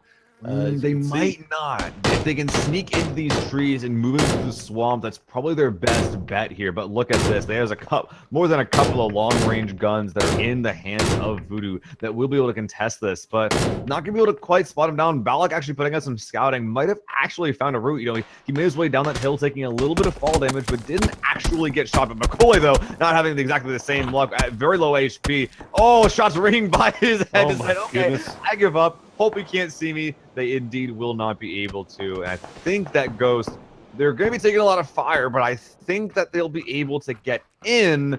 But Voodoo, man, they're actually leaving their combat. They're actually out for a little bit of blood here. Yeah, definitely the right play there, trying to make the long rotation through the swamp rather than trying to go across the open field. Obviously, that would be not a very wise play there. But good. Team 15 has made it in, and it looks like Ghost is still taking shots at him. Meanwhile, Team 7 here, Fable hasn't even noticed Voodoo. This is the next big story with Kevin Squad 7. This north-west side, very precarious right now. Smoke and Ace making a push across the field, spotting a player out in this little shed. Ron Paul making a lot of suppressing fire against Fast Rail, who is currently trapped kind of out of options here. The split from Prevail from 16 didn't work out too well. That frag looked pretty good. I think I saw it bounce inside. He has to run outside, close the door behind him. Door goes up, but he does not go down during that run. Ron Paul in the open, very low HP, but loses the fight anyway. Good shots by Ron Paul, opening up the northwest side, and now Smoke and Aces have an edge on the northwestern side of the white. Well, we got the last remaining player from Grunto taking pot shots at Ghost out of headshot. Ooh, Profi's going to go down to Ablazin. He's going to finish off the kill. He should be able to here. And that is going to be Team 7 just holding court right now over these hills. They have one player that has gone down, and now they have another player going down as well as Team 15 is starting to push in. Voodoo is going to start becoming the aggressor here, or something is also trying to make their way through, but they're wrapped up in a fight with Ghost now. This is what I was worried about, Ploro. Squad 7, the guys on Fable pushed out way too far. They had a little divot that was safe. Nothing else was really too great. Petty Boss able to land a couple of nice headshots here, and now all of a sudden, I'm actually really liking Petty Boss's spot. They're the only squad on the south side that's actually been able to maintain a 4-man and be able to stick together so far. And now look at this. There's a solo in the form of Ghost. There's the weakened Fable, Squad 7 that's further to their west. Ghost gaming as well with a 1-man and a 2-man and split. And now that we see the new zone, whoever wins this fight on the south side is going to be so important, because on the north side, Safer as the only other really good spot has to leave their compound now. Valak is under serious pressure right now. Ghost still picking up kills though. McCoy sees him. Balak tried to go for the heal at Adam, pushing it at the perfect time. I gotta wonder how Ghost actually Balak getting down to end kill, but Ghost on 12 kills right now. I knew that they were racking them up, but that is going to do it for their day. They're going to go out in 7th in game 2 with 12 kills to their name. So not a bad performance at all, but definitely not what they were looking for. They probably felt like they had a good shot at first here. Yeah, I like their play, very, very aggressive, but maybe too aggressive. They attract a lot of attention here. But now look at this, Smoking Aces making their way on the far west side, right in front of Wild Duke, who is actually gonna take some shots, gets it down, some revenge on the Soapylicious, but he is pushing into a 4-man. Probably not the best way to survive here, but the guys on Fable do see that we see the minimap. They're actually running this way. Ron Paul's caught out in the open, spotting them out, using a little bit of grass's cover, is able to suppress Blazin, but has to run to cover, run to the nearest tree to actually get up. Smoking Aces, they are able to get Soapylicious up, and now that the 4-man's up, now that the heals are going off, I'm really liking this push. You know, they do have a numbers advantage moving into this hill, and the cover for Fable, not actually that great, Poro. No, you can't express how important it was that Ron Paul landed those shots when he did. He was dead to right. The fact that he landed a couple of shots, and he gets the down onto Curris. Ron Paul now pushing ahead, and he's going to get the kill as well, as a Blazin is now very, very low. Pushed back. These are the last 2 remaining members of Fable as the 4-man squad of Smoking Aces pushes through, and they're out for blood. Inferno is down. Blazin, the last remaining player alive, and all 4 members of Smoking Aces here are going to find him very, very quickly. Oh my that's gonna be God! It for him. These guys are insane right now, Poro. Smoking Aces on an absolute tear, and to the north you can see Safe Res, also a 4-man, has managed to make their way in, and just to the southwest, Team 15, Voodoo, I think have all 4 up as well. So this is a 4v4v4. This is like almost a rematch, dude. You're not wrong. It's into the last couple of circles. There's so much terrain that these guys can work with. Team 10. Smoking Aces sitting on 11 kills currently. They know exactly where Safe Res is. Think they might have an out. Yep, now they know exactly where Team 15 Voodoo is, but they got to worry about having a little bit too split that is not here. a good time for a down, because look at this. As that down comes out, a push coming out from Voodoo on the south side. Spry left out a little bit in the open, and yeah, it's really looking like Voodoo saying, okay, we know this is squad north, we know, but we have a flanking route south. We'll sort of curve around that way, and as this is coming out as well, Safe Res pressing the north flank. Smoking Aces is in a lot of trouble here, Poro. Yeah, Smoking Ace is getting pushed super hard by Safe Res right now. That's going to be the first down. They haven't spotted out Mars just yet. Paradox does go down to Mars. Oh. Mars actually going to take shots into Shark as well. Steezy getting taken very low, so Mars is going to go and get the down onto him. That's going to be 2 down for Safe Res. Steezy ends up getting the down and the kill onto Mars. They should be able to get the res here, but how quickly can Smoking Aces transition over here? They're down to 2 players alive. As Poonage is in circle, 2 players down for Safe Res. Shark has been rezzed. Can they get back? I like the decision from Smoking Aces to come back for this fight, especially after Mars is doubled down there. And look at this, Soapylicious going on the left side. Will be they trade, trading with each other. Both players going down their spray though, not able to actually get much done here. There is Paradox, who I believe is taken down by Mars. So yeah, from Safe Res, this entire western flank very much demolished. But what's been going on, Voodoo, they have lost 0 players. They realized the thing was happening, gave Safe Res the fight, said, okay, you could have that fight. We'll keep our guys alive. We'll push into the zone, and there's only 1 guy there right now. It's Poonage. He has his teammates up right now. There could be a pinch coming out soon, Poro. This is really dangerous. Poonage getting 2 kills here. Oh my God. Where he is. You can see Adam was taking shots at a bush, thinking that he was lying right there. Balefrost is going to come running up onto this. He's in the flank. Can Steezy get the shots? No, he doesn't land a Poonage right next to him. He's going to get the kill. And Sharko W is taken very low, and that's going to do it for Team 15, Team Voodoo. Not quite. Oh, wait, Adam's still alive. Not anymore.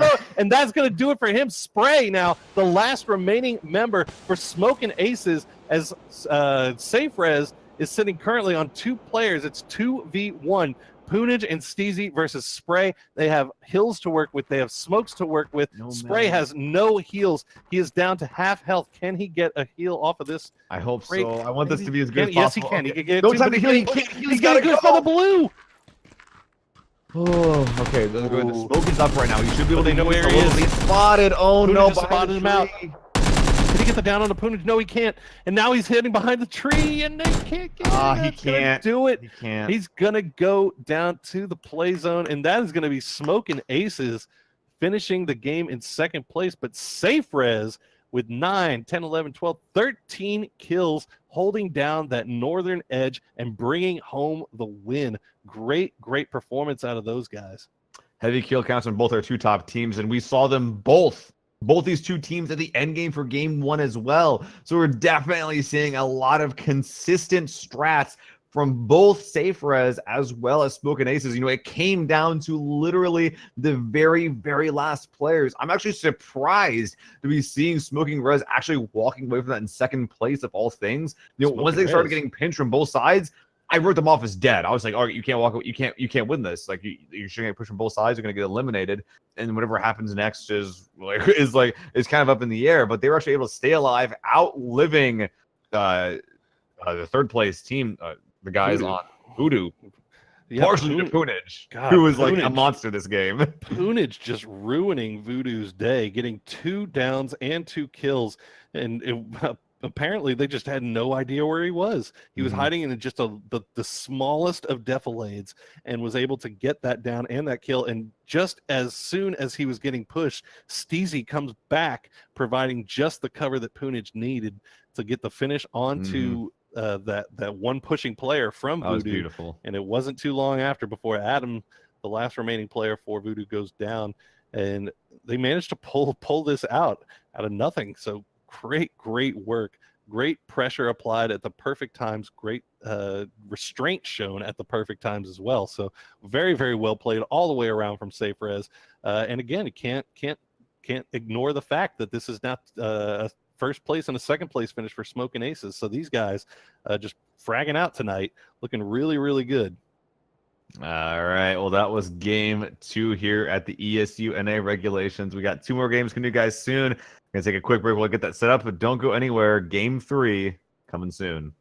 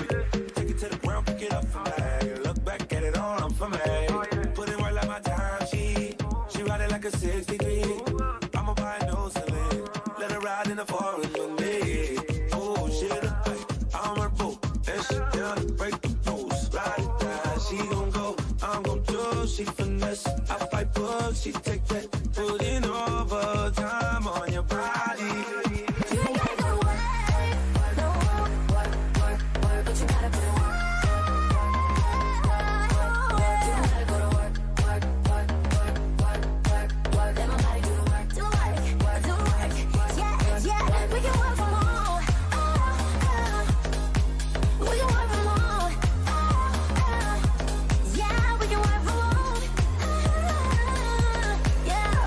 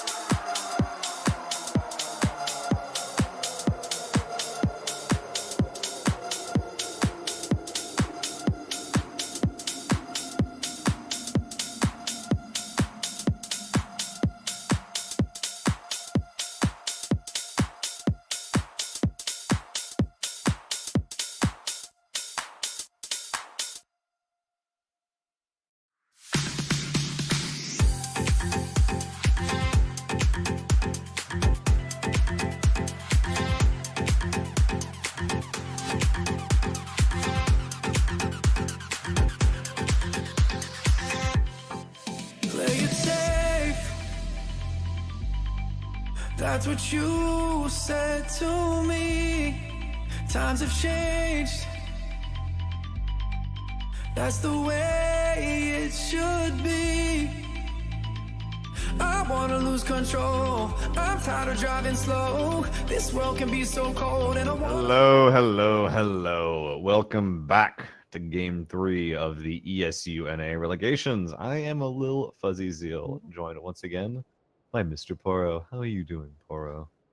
Is this an ASMR stream, man? Let's get hyped. This is going into game 3. Game It's a really 3. good game so far, man. Really good We game. really have, and we've been seeing some consistency coming out of these top performing teams, at least for the first couple of games here. Smoking Aces taking game 1 in getting first place in game 1, second place in game 2. Meanwhile, Saferez taking third in game 1, first in game 2. And meanwhile, Voodoo sneakily taking fourth place in game 1 and third place in game 2. So a lot of you've seen a lot of consistency coming out of these top 3. Yeah, I've really been liking that. I didn't know that about Voodoo. Voodoo, the guys in squad number 15. We currently see them dropping in Primrose right now. I'm going to go ahead and call it Dark Horse of the tournament. Never seen them before, never seen these names before, but I've liked the stuff they're pulling out so far. Smoking Aces, though, squad 10 is dropping right above them, right to the north there. At least 3 of them are. I don't even see their 4th. As Mars up there to the north side there. Thank you, Esquire, for pointing him out there. I've never seen Quarry Split be a thing. Maybe they're looking for a car. They are looking for exactly a car. Look at that. They all get one at the exact same time. Probably be heading north somewhere where there's a little bit more loot for themselves. Yeah, definitely pretty interesting here. Let's see. What else do we have? Nobody going to Georgia poll just yet. It looks like Saferez might be making their way up there, just looking for cars, as well as I think Team 10, Smoking Aces, I think they've been doing this kind of like tempo southwest split all night. So not too surprised to see them kind of down there. A little awkward here going on near Milt again. Ghost driving right on past the boys on Goronto. Looks like Jason not quite in position to actually get shots off if he has a gun, but that will be the entirety of Ghost driving on past. I'm not sure if they even know that he's there, but it will be a pretty close player that could have done something there if he had just had some sort of rifle, but that will be Ghost getting able to save list 3 of the 4 players, with a 4th being a little bit closer to that farm split. Those be careful as they go on further into this game, but Ghost getting the Milta, always good. That's pretty much their MO. Yeah, this is going to cause kind of a problem for Grunto going forward. They do end up going and picking up they do end up picking up their player, but they still haven't made their way out to their normal looting spot in Milta Power. So, and the circle is already popped. You can see they are going to have to transition eventually, so they need to get somewhere pretty quickly and start looting. Otherwise, they're going to be kind of behind the 8 ball going forward. So it looks like they're still trying to commit to this, still trying to make their way over to their normal loot spot, but they're going to have to be quick about things once they get there. You can tell that, well, I said they're learning, and it was kind of a mean, maybe a little bit mean, but they're transitioning so far around Milta. Like, I was expecting like they want nothing to do with Ghost. They are literally driving through Lumberyard to get to Milta Power, which we don't really see this too often, mostly because it's slow as hell. But Alex G is almost in position to actually maybe get some shots off onto that, but they should be able to get by nice and clean. But that does show a I guess a little bit of tilt from Gruntsville, I'll call it, Poro. Well, I don't know if it's necessarily tilt. It's just there. It's a maybe a little bit too much. It's a high level of respect being shown to Ghost, which Ghost of all teams in NA, I think Ghost is one of the teams that has definitely earned the right to kind of receive that amount of respect for their shots, especially when you got 2 guys with absolutely nothing on them driving by in a buggy, which can one shot take out that tire, and they're in a lot of trouble. So instead of making their way across those fields to the north there, they instead elected to take the very, very long way around, going instead for the lumber mill rotation to get to their looting location. But they should still have time to get all the stuff that they need, but they need to be careful about how long they take, because they're going to be rotating in pretty late here. Meanwhile, a team that doesn't have that problem, NRG in Pachinki right now, literally dead center, will even holding the currently centralized compound for themselves. They're going to be feeling really good going into this one. That being said, though, we've seen quite a few pretty significant shifts going into Circle 2. For example, Squad 16, the boys in Tank Prevail, almost always going for centralized strats, going for it once again this game. Not once have they gotten the end game zone, despite running with this strategy. So, early game zone position not always indicating where the end game zone's going to be. Gives you a basic idea, but nothing too specific. Very true. Very true. But at the very least, Pachinki a very, very central staging area for wherever they end up in the first and second circle. Yeah, it's definitely a nice place to drop. I mean, chances are just how things work out. Usually, you if you're not in the circle in Pachinki, you're usually at least close to it. And NRG, formerly Duel, definitely taking advantage of that. The loot that they can get provided in Pachinki, and they usually end up with a couple of vehicles as well. So see Boomjitsu trying to take some shots at a transitioning murderous plush toys. They're going to go ahead and turn around immediately, not get any much closer than that after getting, it looks like Bardave got taken almost a half health here. Yeah, surprising with the UMP, man. That's like not an easy car. It's not an easy gun to shoot cars with, man. The low velocity of that weapon makes you have to lead a lot. Bardave, though, will be able to get out nice and safe here. Actually gonna be saying, hey, I saw you over there, and I got a scary gun. Can I find him? Is he running at me across an open field? No, Bardave, no, he is not. Although very unlikely. Might be able to deal with that dossier, though, if he wants to. I think I saw it parked outside that compound. Yeah, if he could disable that, he could cause some problems here. But looks like Bardave's just going to go ahead and hop back onto that motorcycle, head over to the rest of his teammates over in, what do we call it? We call it Atlantis, Sunken City, Watertown, Atlantis, Sunken City. Tell me when with the New Orleans. Rude. I didn't say New Orleans. As somebody from the fantastic state of Louisiana, and a person who loves Nolans. First of all, nobody here calls it Nolans. So I'm from Kansas. Let's I can say whatever I daggone want. Let's just get that right out. But Team 14, Murderous Plush Toys, definitely getting their fair share of loot and holding this down, as Boomjitsu is going to, I guess, hold this compound down. This is pretty centralized area. I think he's just kind of waiting for the rest of his team to kind of show up and provide him with a little bit more company. And they better do it quickly, because there are a lot of teams that are starting to transition. Yeah. And that building that Boomjitsu is in looks very, very juicy. Yeah, we're seeing quite a few different teams transitioning here early in some capacity. Nikapa going in solo, once again going for quite a risky split.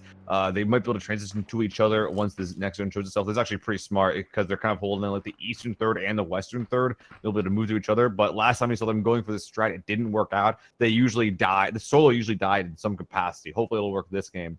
Shark OW of Safer is pulling a similar strat a little bit further west. But this time, instead of holding two centralized locations, we see Shark OW holding this compound, a staging area for his team, while the rest of them are looting Georgia Pool right now. So Saferez, if they get to Shark OW at some point in the game, will be going into the mid game with a whole lot of loot.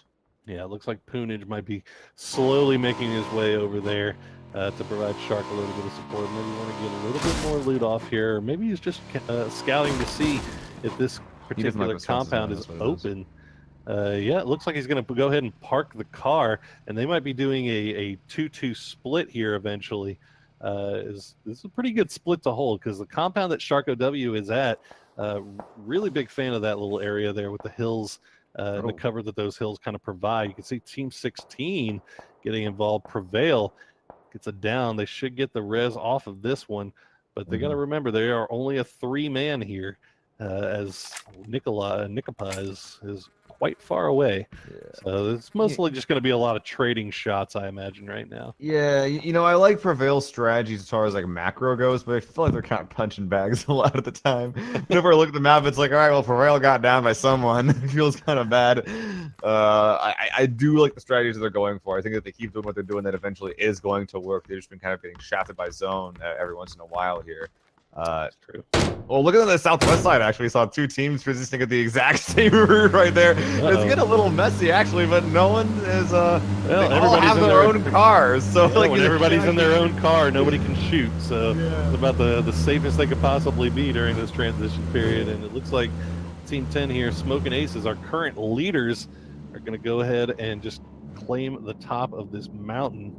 See what they can see, maybe get a couple of shots off, but they are going to just hold down this southwestern part of the map where they had some pretty damn good success in last game. So definitely got to be feeling good about that. Some nostalgic remembrance of saying, man, remember when we killed so many people on this hill? This also is pretty smart as well, because like look at the middle of this zone. There, like most of the server is here right now. Yeah, it's at this point it's too late. Yeah, you know you're late. You're 100% sure. So cases know they're going to need to try to capitalize on the next zones, try and find some way in then. Meanwhile, though, near the center of the circle, we're seeing a couple of the guys that are on or something that's squad 4 that are eyeing up some players on the far east side from Inquisition. That's not Inquisition. That's Pure. Pure. Pure. It's in the name. I'm just blind. This is giving me anxiety here watching Invictus as his teammate slowly moves back and forth in front of his crosshairs. I'm getting anxious. I'm like, oh my god, please don't shoot your own team in the back of the head. But there goes the shot. So now both teams aware of each other's presence, as this is just 2 members of Pure. The rest of them a little bit farther south. You can see Hunter Rounds, and that looks like it's Imagine just to the south on the other side of the field from Pax and Teammate, as everybody's just kind of holding down these positions, wanting to maybe trade shots back and forth, maybe take a couple of helmets, but looks like everything's going to remain fairly safe for right now. The Dacia is in a fairly safe position, so shouldn't lose any tires to Pure on that one. Let's see. Let's pull back. Let's see everybody else. Has everybody made their way in? It looks like Inquisition finally making their way into the north. It's so congested. It's like a bowl of Lucky Charms here in the middle of this circle. Look, this is about as close to EU as you will see NA teams play. EU teams with these circle, the hard shifts have all elected to start, cramming center circle very early, and this is kind of we're starting to see that now kind of show its head in NA a little bit here, as Team 7 Fable all starting to get into their vehicles. They would have hung out a little bit longer. They might have been able to catch out Team 11 here, Anonymous, in transition, but whoa, there he goes. Not even running back for it, finding it more important to actually just get in the car and get moving than actually take shots. I can't blame him too much for that one, but they will need to get moving at some point. I'm not sure where they're going really, Poro. The new zone, a lot of fields in play, not too much actual decent terrain that is currently empty. They're going to need to get pretty creative if they're going to survive. You know, the north side of this zone is going to get absolutely haywire. Ghost running into the top of this hill. Oh my god, so many downs into Pure as they leave the compound. Ghost, man. I think is that 3 players that you're going down? Yeah, that might be. I don't know if that's all of it. No, there's at least 1 player still alive, because we still have 17 teams left. But that's 2 kills for Ghost. 1 on the Balak, 1 on the McCoy. I see. So I guess that was the down and the kill for both of them. Is now Ghost pushing in and claiming these yellows for themselves. So I think that is that's going to be Hunter Rounds and it's Imagine down Pure the bottom, but they're getting pushed by Smoking Aces. Pure got way too greedy there, man. They held 2 centralized compounds, 2 strong compounds. Ghost pushed one of them, immediately got 2 kills through the windows, through like all of that cover the compound still provided. And now they realize they're getting pushed again by they didn't know this was Smoking Aces, but they did know that. All right, we have a compound. Do we really want to take a 2v4 holding a compound this size? The answer to that was no. And now they're just going off to the side. So I do like the idea. Oh, Fast Rail getting taken down now by Inferno, as team number 17 Fable pushing up hard onto Prevail. And once again, Prevail, as I said, kind of punching bags to the lobby tonight. They just keep running into trouble. They're punching back now, though. Actually getting the down onto Inferno. Waldo is now down as well, so this is now Nikapa and Mystery are the last 2 remaining members of Prevail. He's getting taken very low, and that's going to be it for Mystery, it looks like. So 1 player remaining for Prevail. That is going to be Nikapa, and he is getting pushed super hard by Duck right now. He's in a 1v1. Can he get out of this? Will he win? No, he will not. Duck is just going to wreck him. So that is going to do it for Punching Prevail, the bags. first team out.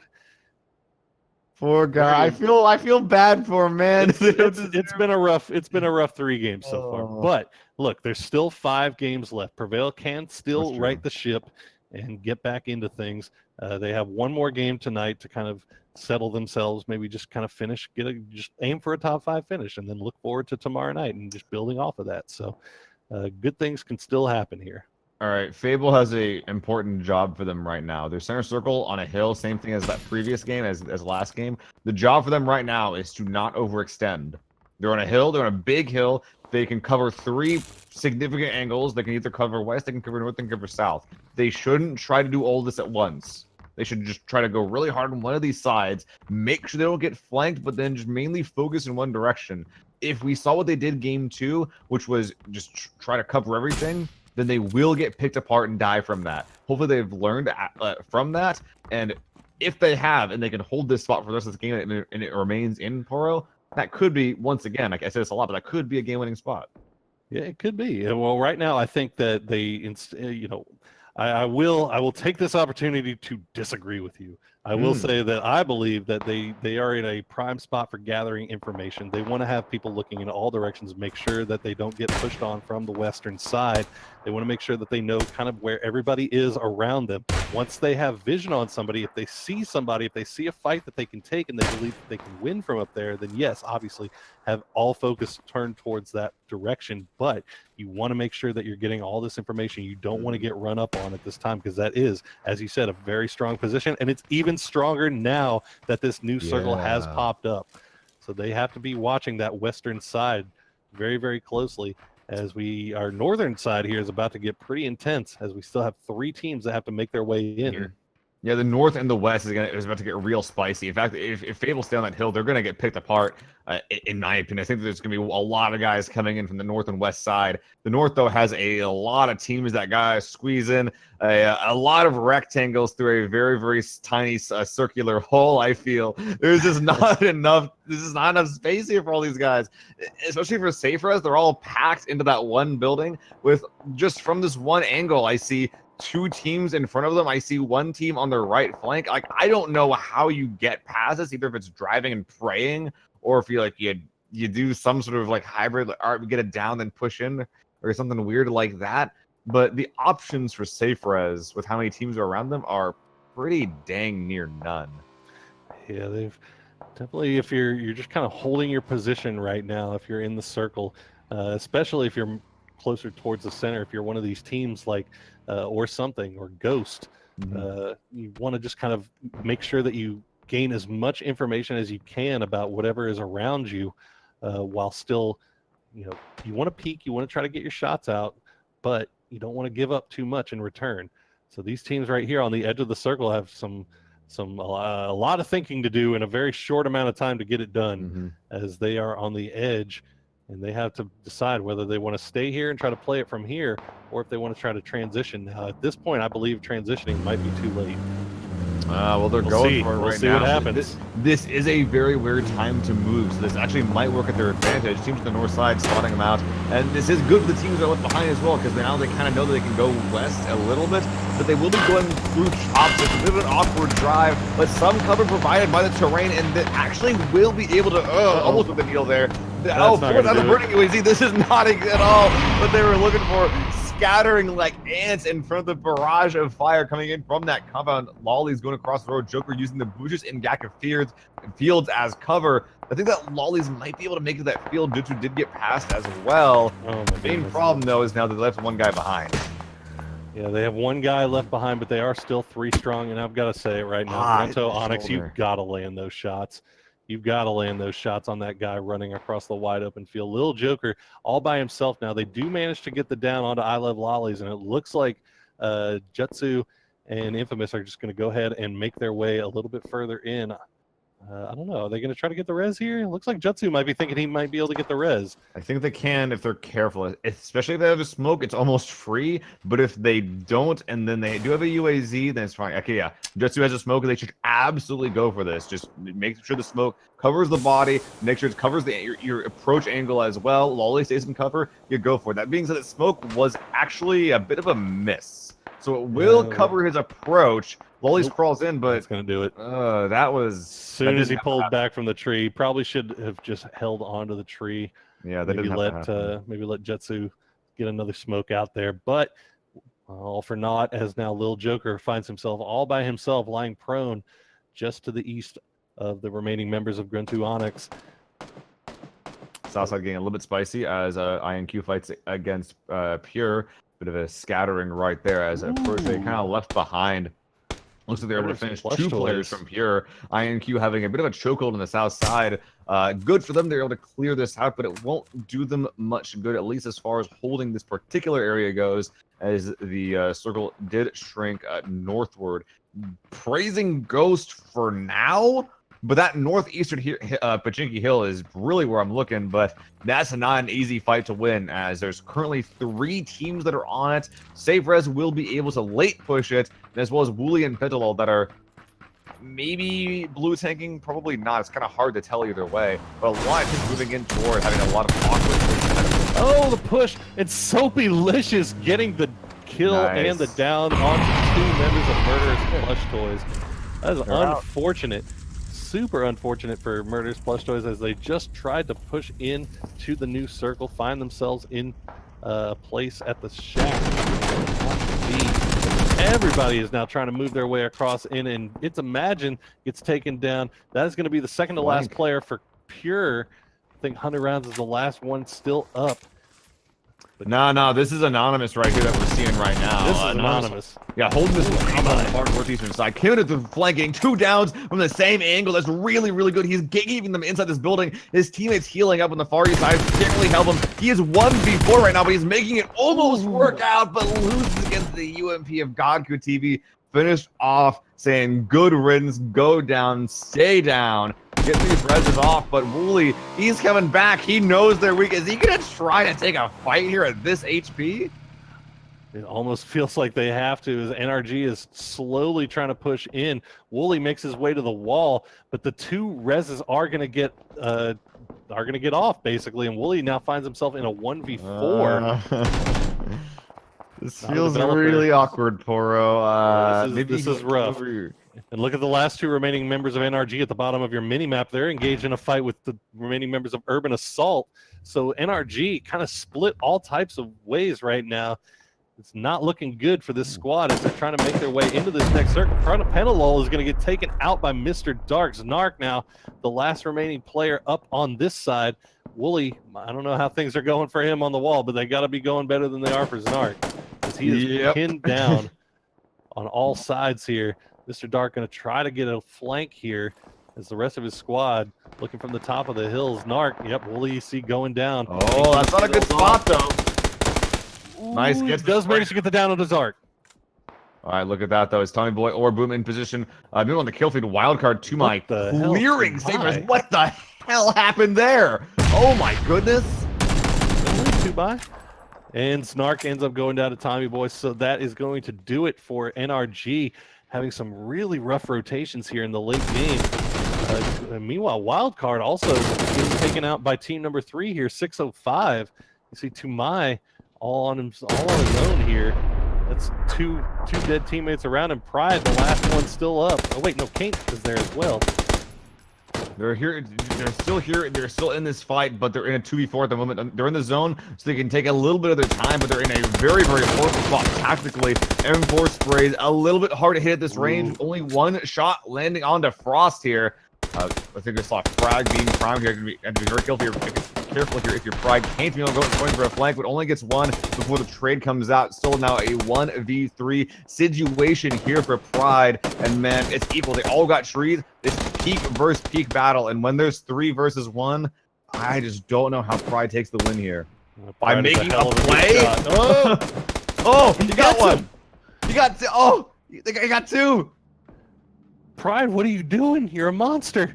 GT Money, the last remaining member up here, gets the final kill onto Kane, and he's going to get the down on kill onto Pride, so that is going to do it for Wildcard. He's having a very rough night tonight, playing some subs. The Ghost with Circle Luck yet again, and they are just holding fort over these two yellows. They have Balak on the hill just to the north side, feeding them information, taking these long-range shots. How many kills are Ghost sitting on right now? I'm not sure. We'll be able to see him later for sure in the late game. But meanwhile, on the southwest side, a bit of a gatekeeping action coming in from Voodoo. Dark Horse team right now. That's a good frag. They got 2 kills right there off of that. Finishing off the first play, or some players from the first place team in Smoking Aces as they're getting caught out in these fields right here. It looks like Spray still has a couple of vehicles that are in questionable condition, as well as the hard cover of the shed that is being provided. But the shrink is happening right now. He has to leave right now. But Blazin just sort of cruising by in a Sunday drive in his Dacia, and no one saying anything about it. Fable decided they had plays. What's going on?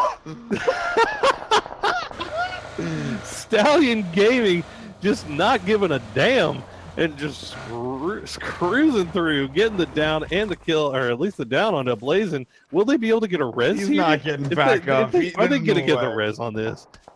There's no way. Well, okay, Spray is not a teamate of Blazin. Okay, all right. I got my red colorblind all messed up. So Spray gonna go ahead and get that kill. He's gonna land some shots onto Adam, who is gonna run like hell from a solo player and join the rest of his teammates on the inside of the circle. So Spray managing to make it in all by himself, the last remaining member of our first place team, Smoking Aces. Meanwhile, Ghost as it looks like they've regrouped. They're all in this compound now. They're sitting on 8 kills currently, and this number could inflate here dramatically as these teams are starting to push through them. All right, Pro, there's a pretty important situation happening up north. One of our only 4 men still up on the north side. 605 Gaming is trying to make their way on this side of the white. There is still a 2-man of Urban Assault Squad 2 in the far east side. And as we know, there is Ghost Gaming holding this compound. But Ghost Gaming taking shots up north, having a lot of work to do. But 2 players going down, one from the Solo of Dark, another from the DP of Balak. And man, as I was saying, this is a 4-man. They just got shredded. Only 1 player, not a single one walking their way. It feels like they walked into a kill zone there, Paro.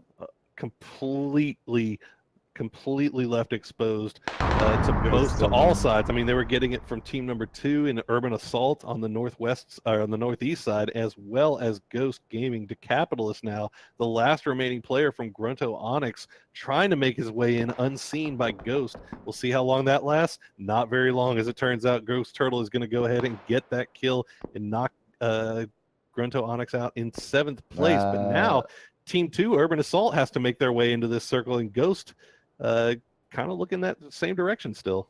Yep, Ghost is the and they get only... circle luck again. Yep, yes they do. They are also the only 4-man that is still up right now. The only closest number is Voodoo to the far south. Squad 15 with 3 right now, but they have the problem that there is a field and they're in it, and that's not the zone. Profi gonna go ahead and pick off Spray. 6th place there for Smoking Aces. Pretty decent finish, all considered. Yeah, not at all. I mean, this is actually some really passive play coming out of Team 15 here, Team Voodoo. They're still 3 men strong, but like you said, all out and alone inside the middle of that field. No vehicle, nothing to really help them transition into this next circle, but they have to make moves here. You see the smokes come out. Meanwhile, Lil Joker just throwing all caution to the wind and just running wide across in the open. Profi has just gotten up on this roof. Could not give less of a damn if anybody shoots back at him. They are just going ahead and railing on anybody that they happen to see. Meanwhile, Tommy Boy from team number 2, Urban Assault, doing similar work from up there in their high ground position. But Turtle, oh my God, just racking up the kills. We looked a second ago, they had 8. It's gone up to 14 now. And again, I got to think that this is going to go even higher. They have such target right positioning. Pure left this compound, by the way, and now Ghost has been able to sit in it till the end game. Joker spotted out as well. Literally target practice. The only team that can even hope to contest this is Squad 15. They've had the smoke grenades, they've had the reboosting win, but look at this suppressing fire coming out from Turtle. DMR is on top of the buildings as well. Balak holding the north side. He doesn't even care about the 3-man squad to the south. He said, all right, you guys, deal with that squad. I'll take the 1v2. Don't worry about it. But that might have been some of the Oh my god. Does come out on the balance for the frag. Disgusting thing that Ghost is doing to these squads.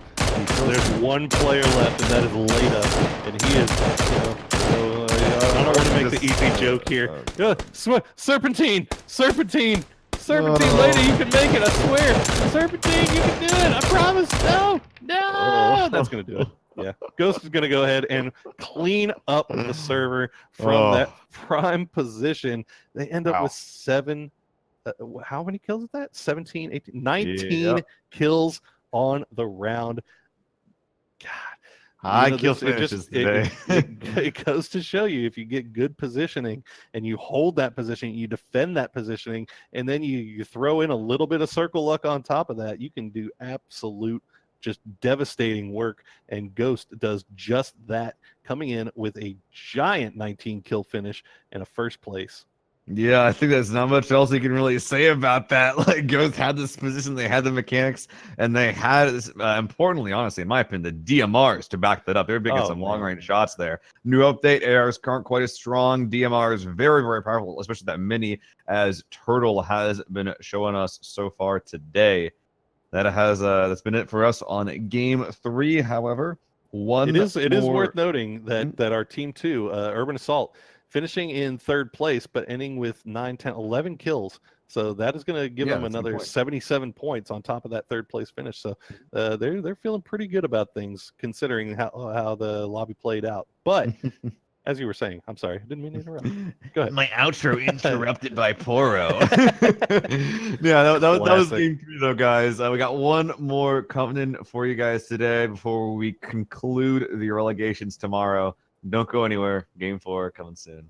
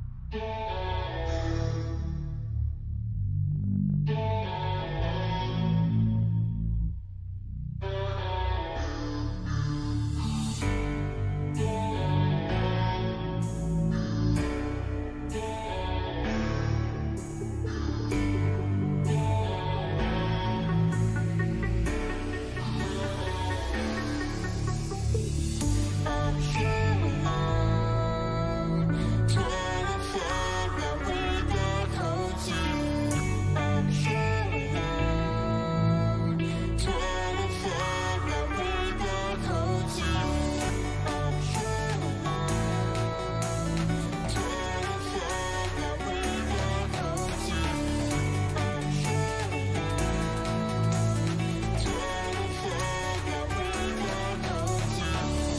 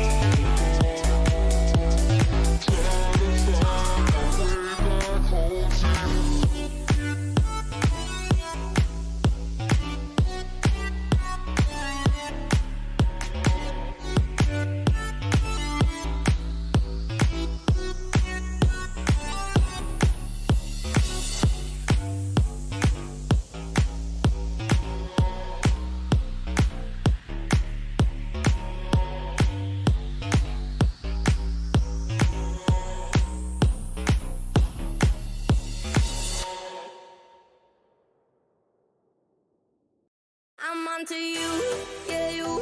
I'm not your number one. I saw you with her, kissing and having fun.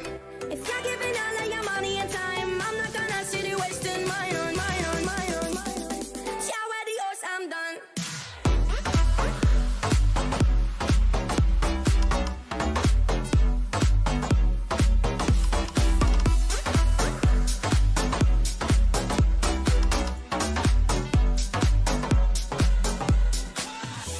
After 3, after 4 times, why did I bother?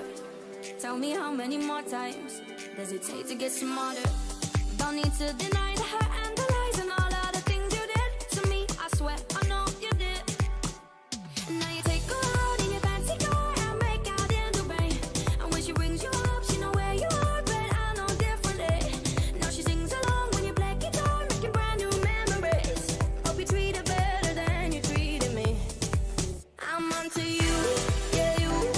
I'm not your number one. I saw you with her, kissing and having fun. If you're giving all of your money and time, I'm not gonna sit here wasting mine on you, yeah you. Ciao adios, I'm done.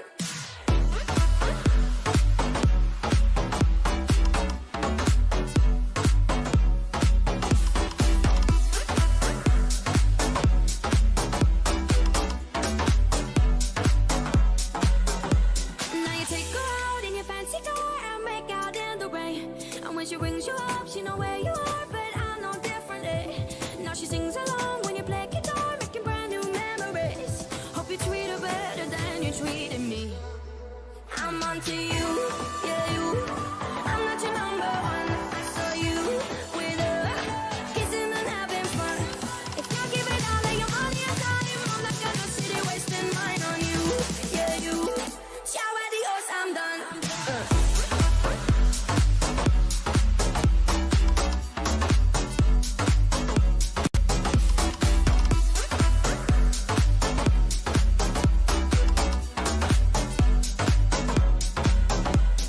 Ciao adios, I'm done. Ciao adios, I'm done.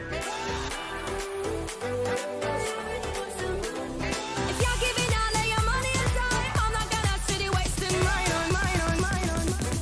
Ciao adios, I'm done.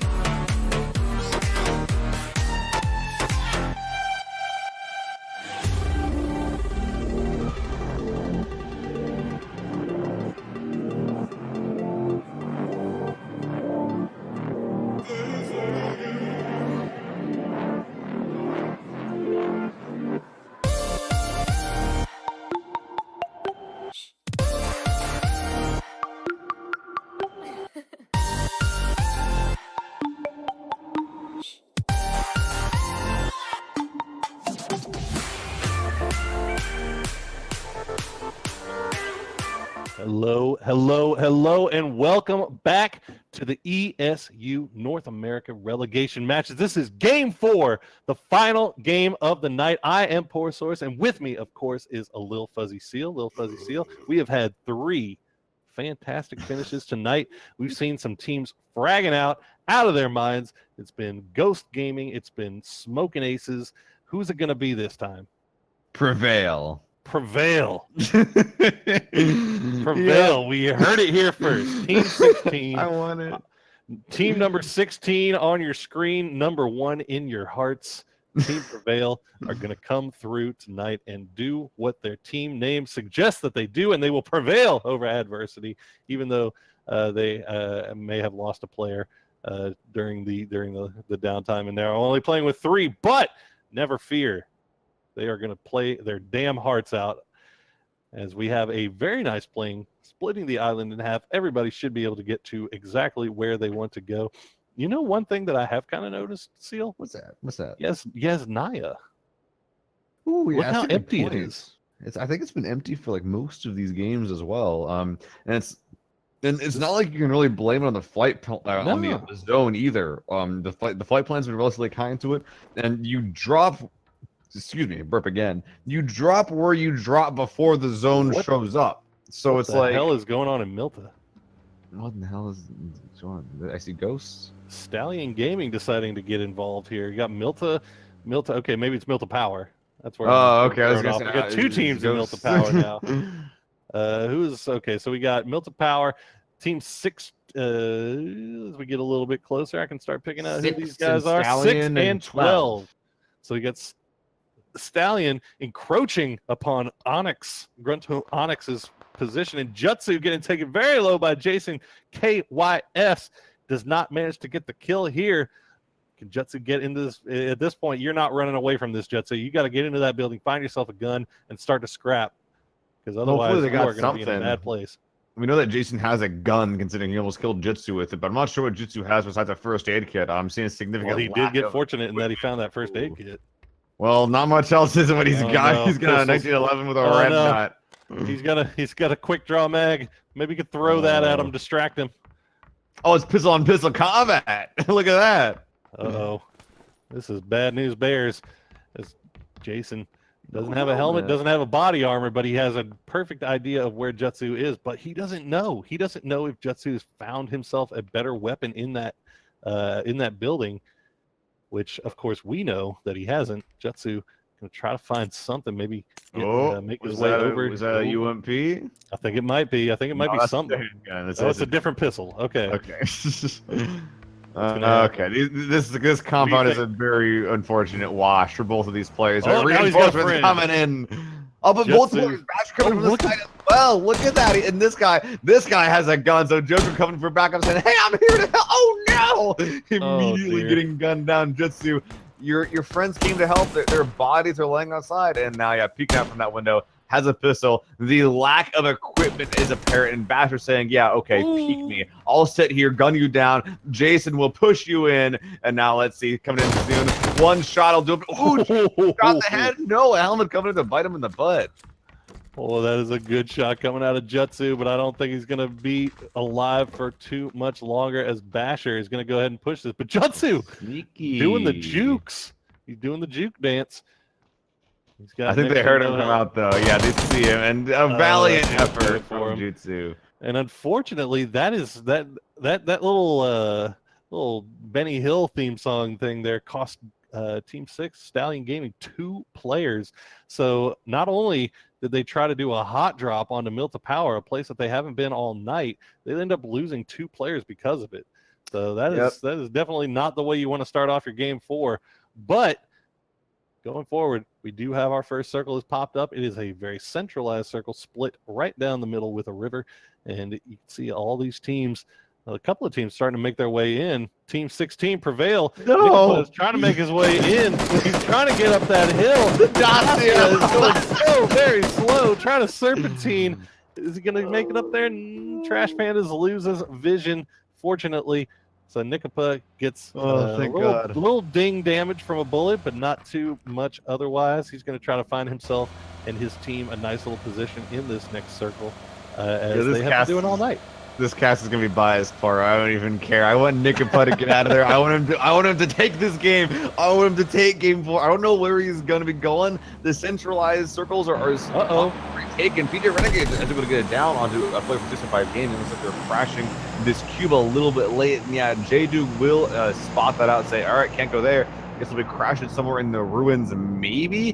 But looking around for a lot of the buildings that are in the centralized area, Sunken City claimed by Murderous Plush Toys. Ruins will now be occupied by J-Dog Duke and probably the rest of that squad. Cube claimed by PJ Renegade, making it a little bit harder to actually cross that bridge. If you're planning on crossing this river, centering around this area, all bridges are already taken. Yeah. Everything is pretty much covered right now with the exception of the Yasnaya Bridge. And as we were talking about earlier, teams have been leaving Yasnaya kind of open for business. So we see Balefrost getting down to fall damage. Inquisition Fudge is going to take a shot into Inferno, get that down onto the player from Fable. Fudge all by himself, but he's causing some havoc right here as Curtis trying to figure out where Fudge might be. Oh, yeah. Okay, so Inquisition Duck is going to come provide some support here, though. They went for a Lipovka prison split, and it looks like that Squad 7 Fable ended up going for the Shelter Mansion split. And we're kind of seeing a little bit the overlap, the result of that happening right now, as when Squad 7 went for that prison loot, Inferno didn't realize it was occupied, got shot in the head. But, Fudge, he doesn't really have a way out. Ron Paul getting the run over onto Petty Boss, but he's going to pay for it with his life as Balefrost finishes him off. So a lot of teams getting caught up in transitions right now. Was that a bike-on-bike battle there? That's crazy. That's wild. Look at this. Untold stories, man. Oh, man. You can never trust a three-seater, boys. That's the one thing we can always take home. One big take-home point. As we can see now, Inquisition in Team 7 Fable wanting to get actually involved here. They're trying to save their player who's still alive. And we lost our feed for a second. Oh, but we come back and we see Inferno taking out Inquisition Urpa is down. It's going from the southeast side. They might be able to clinch this res. I'm not sure if he should, though. I'd be pretty sure if this happened. Inferno probably saw him as well. Urpa shot him under the car. Alex G as well taken out. And Inquisition, they try to help out their buddy Fudge. Wow, that went from bad to worse. Will is still there, though, on the north side of this road. Might be able to catch Duck out here, but look at that beautiful ridge. Just big enough for him to hide behind. Now he's trying to shoot them in the back as they retreat from that hill. Will just caught unaware, saying, what do I do? Where do I go? Ronan's answer, back to the lobby. Oh, man. So Fudge, all by himself, the rest of Inquisition decided to try to come over and save him. And unfortunately, now Fudge is the last remaining member of his team as the rescue party needed some rescuing. As Team 7 Fable has now picked up 3 kills. And they're going to find all the vehicles there. I mean, the other thing about this is they're going to get any vehicle that's around here, they're going to pick up and take into this next zone, leaving Fudge to have to run it, hoof it on foot. As you can see, they got to start making their way in as Grunto Onyx is going to make their way out of Milta Power. If they decide to come up this way, which it looks like they are, this could end up going from bad to worse here. Yeah, I'd be surprised if Fable stuck around for too much longer. They might get lucky and then drive past them around them, or they might get unlucky and drive through them while they're looting. It's they're taking their sweet time looting these players here, so they are. They gotta put a this is gas bad here. Okay, it looks like they're all getting into their vehicles. They are going to get out of there just in time. Looks like Onyx is going to see them moving and instead elect on. What are they shooting at? I think that they think someone's in that wizard tower, realizing that he's losing his mind. Will be driving away. Maybe it was one of those spray paint. The spray paint graffiti of the guy holding the AWM. I shoot at those every time. But Grunto, noticing the shots, seeing the vehicles, are going to elect to take a very long transition here. They're going to go for a more phase-like transition of going very, very far north and around to get to that northwestern part of the circle, which is looking pretty empty, so they should be safe. Real quick here, interesting hold by Squad 11, the guys on Anonymous. They're holding both the cube, 2 players holding cube. 1 player, Godfield, holding the western angle, which will assist in covering the other bridge that teams in Georgia Pool would take should they want to cross. The guys on Safe Res, the guys on Squad 1, they don't need to cross yet. You know, it's not exactly clear which side of the river the zone's gonna be on right now. But at the very least, it looks like that the intent from Anonymous is to cover both of these bridges, which I haven't seen before, and I think might be a little bit greedy. It is definitely aggressive. You can see Godku actually getting taken very, very low. Given that he's all the way out there, the last thing that he wants to do is go down from a shot from one of these guys from safe res. That would be a kind of a difficult res. I mean, it wouldn't be a difficult res, but it would kind of throw off their whole plan here of holding down these two bridges for any transitioning team. So Gaku definitely needs to be careful. As you can see, Pure finally making their way in from the military island. Fudge now finding himself still not wanting to move, still holding down this position that he camped out in prison. But eventually he's going to have to start getting going. But he's, like I said, he's probably going to be on foot. Any vehicle that was anywhere near that area is going to be claimed. Probably taking a little bit of fire. Tumai holding the one-story yellow. We'll be trying to take a couple of shots here. Ghost is running on top of this hill. Pretty good spot as far as coverage goes, and especially if the circle ends up moving north, they'll have a lot of shots coming out on players. They'll be trying to drive past this area. Wildcard, though, they looted up that Severny shooting range split. They currently have one player that has got a bit of a forward spot, but he will be paying for that as Balak finds a sick car shot on that player's head. And look at that. They are way north at the crossroads. Ghost immediately going in saying, all right, we got it down. I don't care if it's a solo, I don't care if it's a squad, but we're going to go in, finish this guy off. Wildcard going into the rest of the game as 3. And McCoy going to go ahead and pick up the remaining kill on that. Great shot coming out from Balak. Ghost looking pretty good to repeat their performance from game 3, where they just dominated, had 19 kills, finishing in first place. They're in good position now. Have a nice little section to call their home. As you can see, the next circle has popped. Looks to be favoring the south side a little bit more. I don't trust it.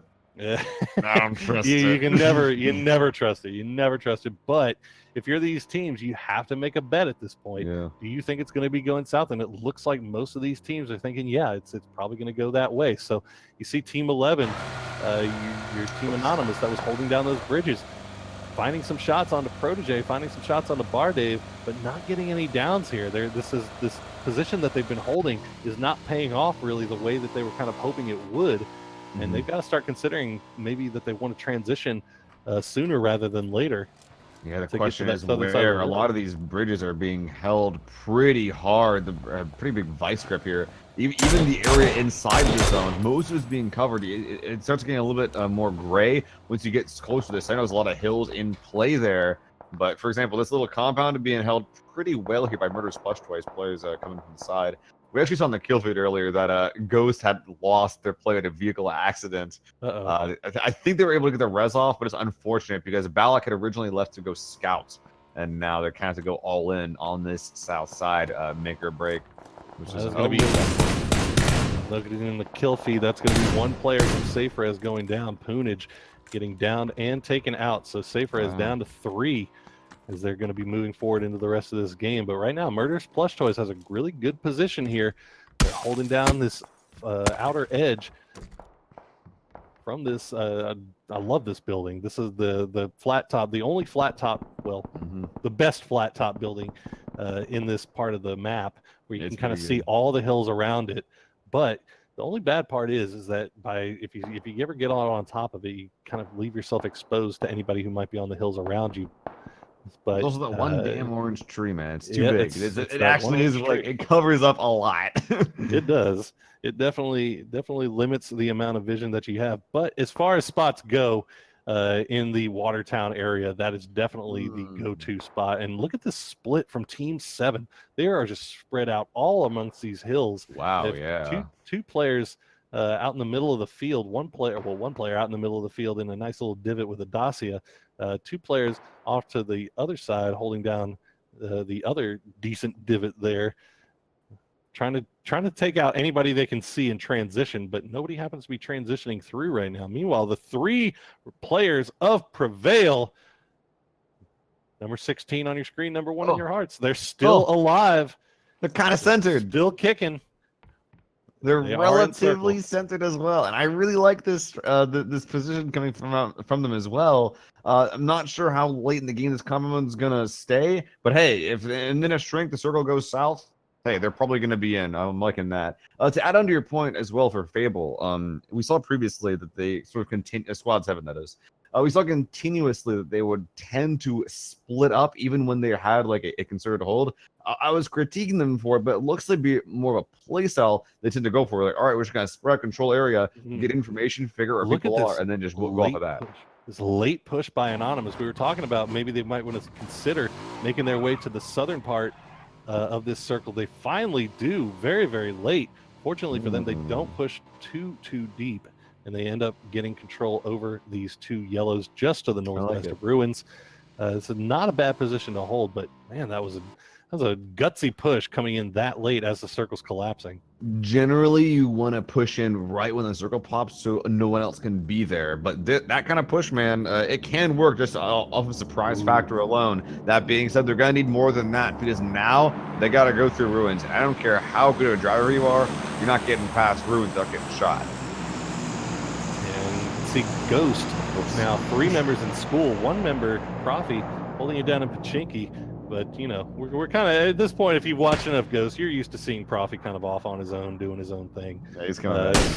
We'll call it scouting out for the team. But it looks like he's making his way in, trying to reconnect with the rest of his group.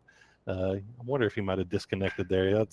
I am used to seeing Profi split up from the rest of the squad, but usually not that much. So it looks like he might have gone AFK for a minute. Now he's back. He's going to go reconnect with the rest of the boys over at school, where they are going to be holding Grunto Onyx at bay. Grunto's going to I'm not sure if Ghost actually knows that Grunto is over here. They don't have any rifles really trained this way too hard, and the players that would be watching would probably be in the main buildings. It's pretty much Turtle and Profi at this point that would probably keep an eye this direction. Looking around this particular apartment compound as well, though, I don't. Okay, I see a couple of cars that are leaving right now. 3 players all packed into one Dacia, with Basher with having his own buggy.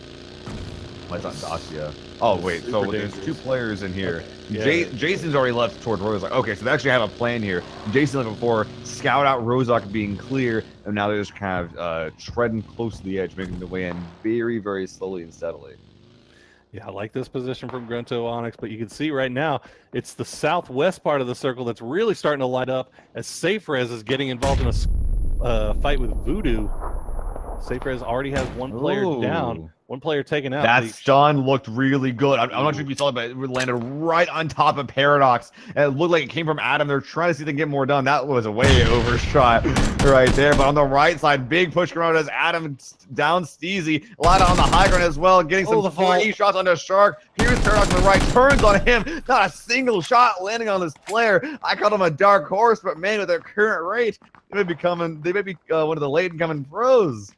That was a great turn by Leda, and he's going to go ahead and get the flag onto Shark, and that is going to do it for SafeRez. Oh, that was clean. Finishing in 16th place, but yeah, really good push by Voodoo here as they end up getting kind of catching SafeRez by surprise and making the absolute most of it as they push into this part of the circle. Whoa. But look at Watertown, there's so many busy. Have you ever seen more than 1 team in here? Because I haven't. This is definitely a lot of teams here. Teams looks like squad 3 here might have been going here. 605, the last 2 remaining players might have been going here, hoping that maybe they would be able to stay safe here for a while, but it looks like they are taking shots.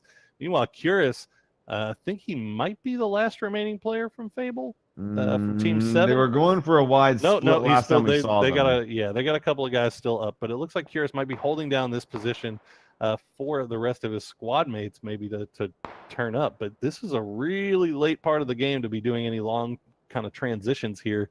So we saw their might be all by himself here. Beforehand, that tended to be pretty split. So, and you're right. It feels like it's way too late to form up. So I think that they're just saying, all right, you sit over here, I'll sit over there, and the later we get, the better it is, I guess. Oh yeah, there's their last 2 remaining players are in that little valley just to the north of the compound that's just to the west of school. Hey, they're and in. they're actually still in. So Ghost now having to make some serious decisions here about how they want to get Whoa, into this west next side. circle.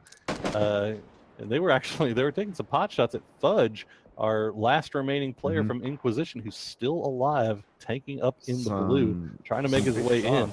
Some big shots already here as Mars gets downed initially here. This is Smoking Aces, one of our top teams of the tourney so far. And, you know, Voodoo, they've already taken out the Safe Res, another very high-performing team. And I'm wondering if they can take out the other top team so far that we've seen so far. Smoking Aces already lost one, but some nice smokes will allow Mars to get back up. But at that point, you know, the guys on Voodoo, they see that happen, saying, okay, we don't need to take this fight. Let's just go. Gonna be using these valleys and hills to be able to sneak their way into the zone. There's a couple of guys in the way of that. I'm specifically worried about Squad 11, their north. That's a fight that'll be happening soon, and not quite yet. In fact, Squad 11 might just push Watertown if they're feeling good about that. These guys have a couple options. Willie, don't take out your own players with a car. Ooh. That is bad news, Bears. But That's BM. yeah, this is a very, very busy part of the field here. It looks like NRG decided to push the area where those two members of Fable were holding down, the little divot there in the field. But these guys, look at this great positioning here coming in from Team Voodoo. They have this entirety, this hill to work with. They can kind of see everything around them, get some shots off. They're going to be feeling pretty good for right now, but if this circle moves off of them, which it almost certainly will, they got to start thinking about how they want to transition next. If they have to go anywhere near Sunken City, you got these two members of Anonymous, however many members of Anonymous, it looks like might be a whole squad that are going to be between them and safety. And look at Team 10. Smoking Aces in some really rough waters right now. I think this is the beginning of the end for them. There's two full squads that can spot them in. One of them taking shots actively. The other one, Squad 12 to the north, looking down at them, or Squad 11 to the north, looking down, saying, all right, I might see something happen here. Bale Frost, though, is beginning to take shots in that direction, sees the push, and it looks like... What is this push from Anonymous? They're leaving the zone to try to get the kills on the Smoking Aces. I guess they didn't think that the guys in Voodoo could see them, but they will be taking some free shots. No one going down, so nothing destructive yet. Just a couple of low health bars. It's pretty dangerous, though, so far.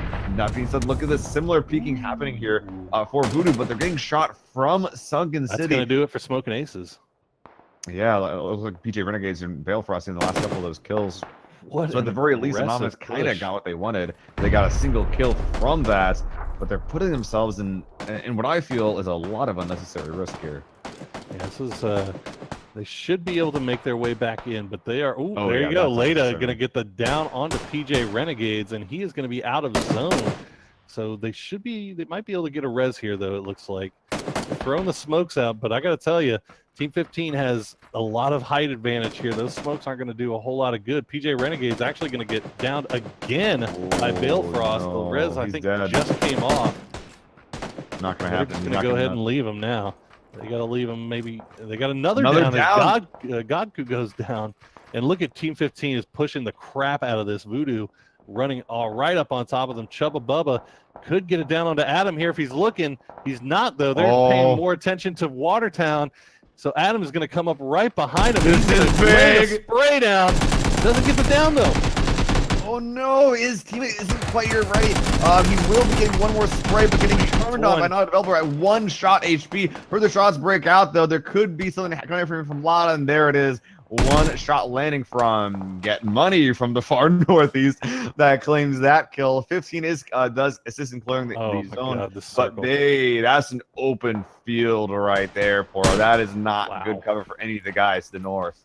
This is bad news for pretty much everybody. You know who's actually in probably the best position for this new circle? Team 16. Pull back a little bit. Let's look at the map. My boys! Look at Prevail. They have a little bit of high ground there to work with in that compound. They can see everything that's going on in front of them. The only thing they need to worry about is if any of these teams try to hop in vehicles and do a long wraparound transition. They need to be aware. So right now they're sitting pretty damn good. They don't have. I don't know if they have any kills. I don't think they do. They haven't had really And anybody come up frustrated. onto them. They have 0 None. kills so far, but that could all change here very, very quickly as this circle gives them kind of favor. Ooh, all this is happening. Ghost is getting in a big fight right now. They had the last remaining player of Fable, I think, or well, second to last remaining player of Fable, who's just trying to hide out and stay alive as long as possible. Will Ghost make sure that that doesn't happen? Meanwhile, RNG or NRG here needs to kind of be careful as Ghost is pushing down. They can get some pretty easy kills here. Nah, Ghost have a little divot actually right They there. do have the base of divot. that hill. Yeah, That divot they is actually, in circle. Oh, yeah, and that'll be really good for them.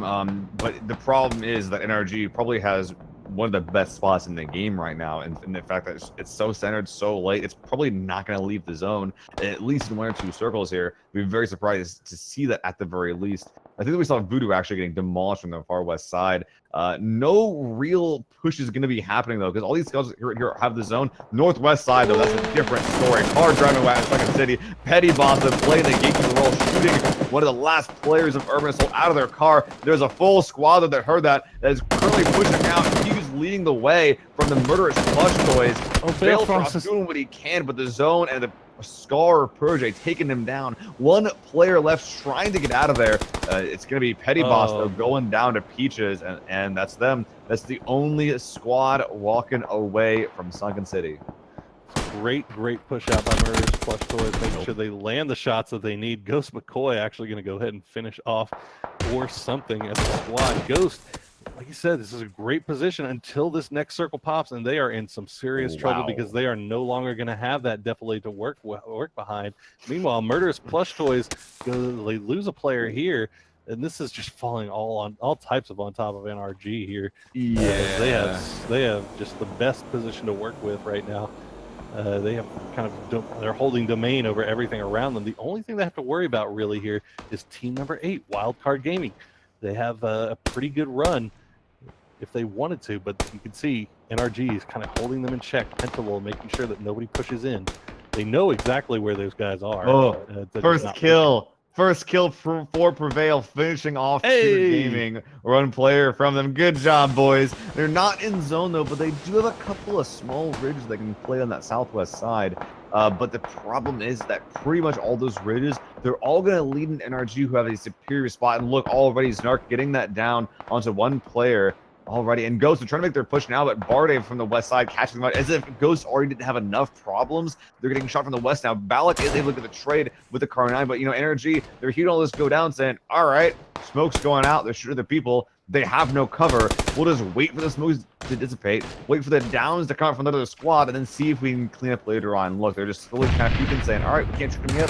Whatever. Let's look at other things. The Shrink, though, is now starting. Turtle getting pretty close, but Wooly catching out at pretty long range with that UMP. Ghost, and they're just the worst shooting gallery. They worked. They had what they worked with. They worked with it pretty well. Oh my God! McCoy got into a UAZ and crashed NRG's hill here. Oh my God! The fragging, that second one looked pretty decent, actually. No, not quite. Ooh, super close. I can't believe he just did that, actually. I mean, there was so much going on that nobody noticed McCoy grabbing that Dacia and jumping Snark in. Got him. He's going to get finished off by Snark. So, yep, NRG still holding court here with 3 players. You can see Wildcards starting to make their way into the circle, making their way into this warehouse. Oh, is Prevail going to come out on top of Murderous Plush Toys? They get the down. They have the numbers advantage here. It's a 1v1. Oh, they finish him, and look at this. This little divot will allow them to get the res off. This is still workable for Prevail. And the DP in this kind of zone, pretty decent gun to have. NRG, they don't really want to make this push. They could maybe finagle something here on the left side, but they don't want to let Wildcard do what they want. Oh my God, Inquisition Fudge. Oh, man. He snuck his way all the way from prison. How much blue has this guy tanked? They hurt him, though. A frag explosion. He's forced to be from this angle. The blue chucking him for 1. Oh, my God. Barely sneaks in. He's in the zone. Oh, he should be able to heal. He has first aid, right? Okay, good. He does have first aid. He's not dead yet, but he doesn't get the zone either. It might be the beginning of the end, but it looks like NRG versus Prevail is probably the next fight that's going to break out here. Yeah, and Prevail already on the downside of it. His Mystery is taking some serious shots from Pentalol. Panda just holding down this angle, pre-firing the crap out of it, throwing some grenades, hoping to maybe find something. They hear this one. Zanark is going to get out of the way just in time, but Mystery does get a heal off here, but they have a long way to go here and just wide open field in front of them. They've run out of defilades at this point, but now NRG's focus kind of getting split a little bit. Ooh, they're not split enough. Oh yeah, and Snark calling out the push, knows that these players are weak, trying to work that right angle. The first aid does come off, want to go for the repeat, but not looking the right spot, does not predict the push. 3 players up, all pushing onto the last play. Prevail. Mystery covering the angle, trying to come back to reinforce. Waldo getting finished, and there it is. Mystery finished off as well. Prevail sent to 4th place. A good showing at the very least. Inquisition Fudge. Your whole team died trying to save you, and you said, I will remember you. I will make my way into this top 5. I will get into the top 3. Maybe better. Wildcard's making more than that. Well, maybe making a play. I'm not sure this dumpster's in. This is a very, very awkward spot. Wildcard will be able to stay in longer than Inquisition Fudge. NRG absolutely with the advantage. Literally no cover in this crossing. I don't think, no, I know that Wildcard is not in the zone. They will not be able to sit here on this spot. They need to do something. What that is, though, isn't really clear. They're re-smoking their own spots, trying to stay alive, make sure they don't take any extra damage. The zone's shrinking right now, though. This spot is only going to be in for a few more seconds, Poro. Oh, Fudge! Fudge gets taken to next to no health. He's still barely alive, and he's going to go... No, he's still alive. No, one tick will kill him. Don't go down to the play zone, Fudge. Oh, someone's going to shoot him. Kate gets the down and the kill onto our hero from the prison, Inquisition Fudge, getting his team 3rd place, but now it's down to a 3v2, I believe. Wildcard and NRG. NRG having the better position here. Oh, come on. Oh my god, the circles today. But the thing is here, Wooly needs to be careful. If Wildcard can get it down on here, Wooly has no helmet. All it takes is that one bullet, one AK shot, to get that man down. What is this that they're holding right now? It's like they were able to find a divot I didn't even know existed. Like, it's literally a couple of centimeters. These actually, I believe, I could be mistaken here, but I'm pretty sure that Kid and Tripoli are the subs for Wildcard. So there's a lot pining on... I'm gonna call it. I'm gonna say the underdogs, and it looks like it might be the beginning of the end of the Snark. Go down. He's the last remaining player. He does have that level 3 helmet, so he can't afford to peek this a little bit. But it doesn't matter what level your helmet is. If 3 people are staring right at you and they shoot you, that helmet's gonna go down pretty damn quick. Or if the blue just eats you alive. Well, yeah, that'll do it. That's kind of let down there. Yep. But you know what? A little bit of kill Wildcard finally coming in good position here. They had the 2 subs tonight, but they played out of their minds, getting 2 kills and finishing in 2nd place. But NRG coming in big with 10 kills and a 1st place finish on the evening. And Inquisition, their entire team got wiped in the very beginning of the game trying to save Fudge. Fudge pays them back by getting a top 3 finish, and Prevail, our 3-man squad that you were rooting for so hard, having such a rough night. Well, this was the game that they decided to turn it around and come home with a 4th place finish. Meanwhile, Bar Dave, Peach's protege, Mr. Fuse, the members of Murderous Plush Toys coming in 5th place with 6, 7, 8, 9 kills. That's going to do them pretty nicely, as Ghost also finishing in 6th with 8, 9, 10, 11 kills. So pretty decent night overall for those boys. Obviously, they would have preferred to have a couple of more wins, maybe 4 total. I think that's usually what people are going for. But all in all, a pretty decent night, and they're setting themselves up very well for this next night tomorrow, going into the final 4 games of these relegation matches. Yeah, and just to sort of re-stress these relegations are to see who will be getting into the sort of next split here at ESC. So this is actually pretty dang important for all teams involved. Currently, I wouldn't say too many upsets, but of the names that are at the top right now, I am surprised to see Voodoo among them. But after seeing their play, man, You know, they had a couple of really good fights. They handily took out Safe Res and a really nice Absolutely. push in prison, and they've been playing consistently before that as well. So I've really been liking what I've been seeing from this new blood. Absolutely. Well, so many good teams coming to play on these relegation matches, and it's not over, Seal. It's not over. We have 4 in the books, but we have 4 more on tap tomorrow night. Be here. Come see them. See how this whole thing ends up. We will be here with you. I have been Porosaurus, and with me has been Mr. Fuzzy Seal and our fantastic, phenomenal, amazing producer, observer, Mr. The Real Esquire. From all of us, thank you so much for joining us, and we'll see you again tomorrow for the second part of EU relegations in the morning and NA relegations in the evening. Same bat time, same bat channel. We will see you then.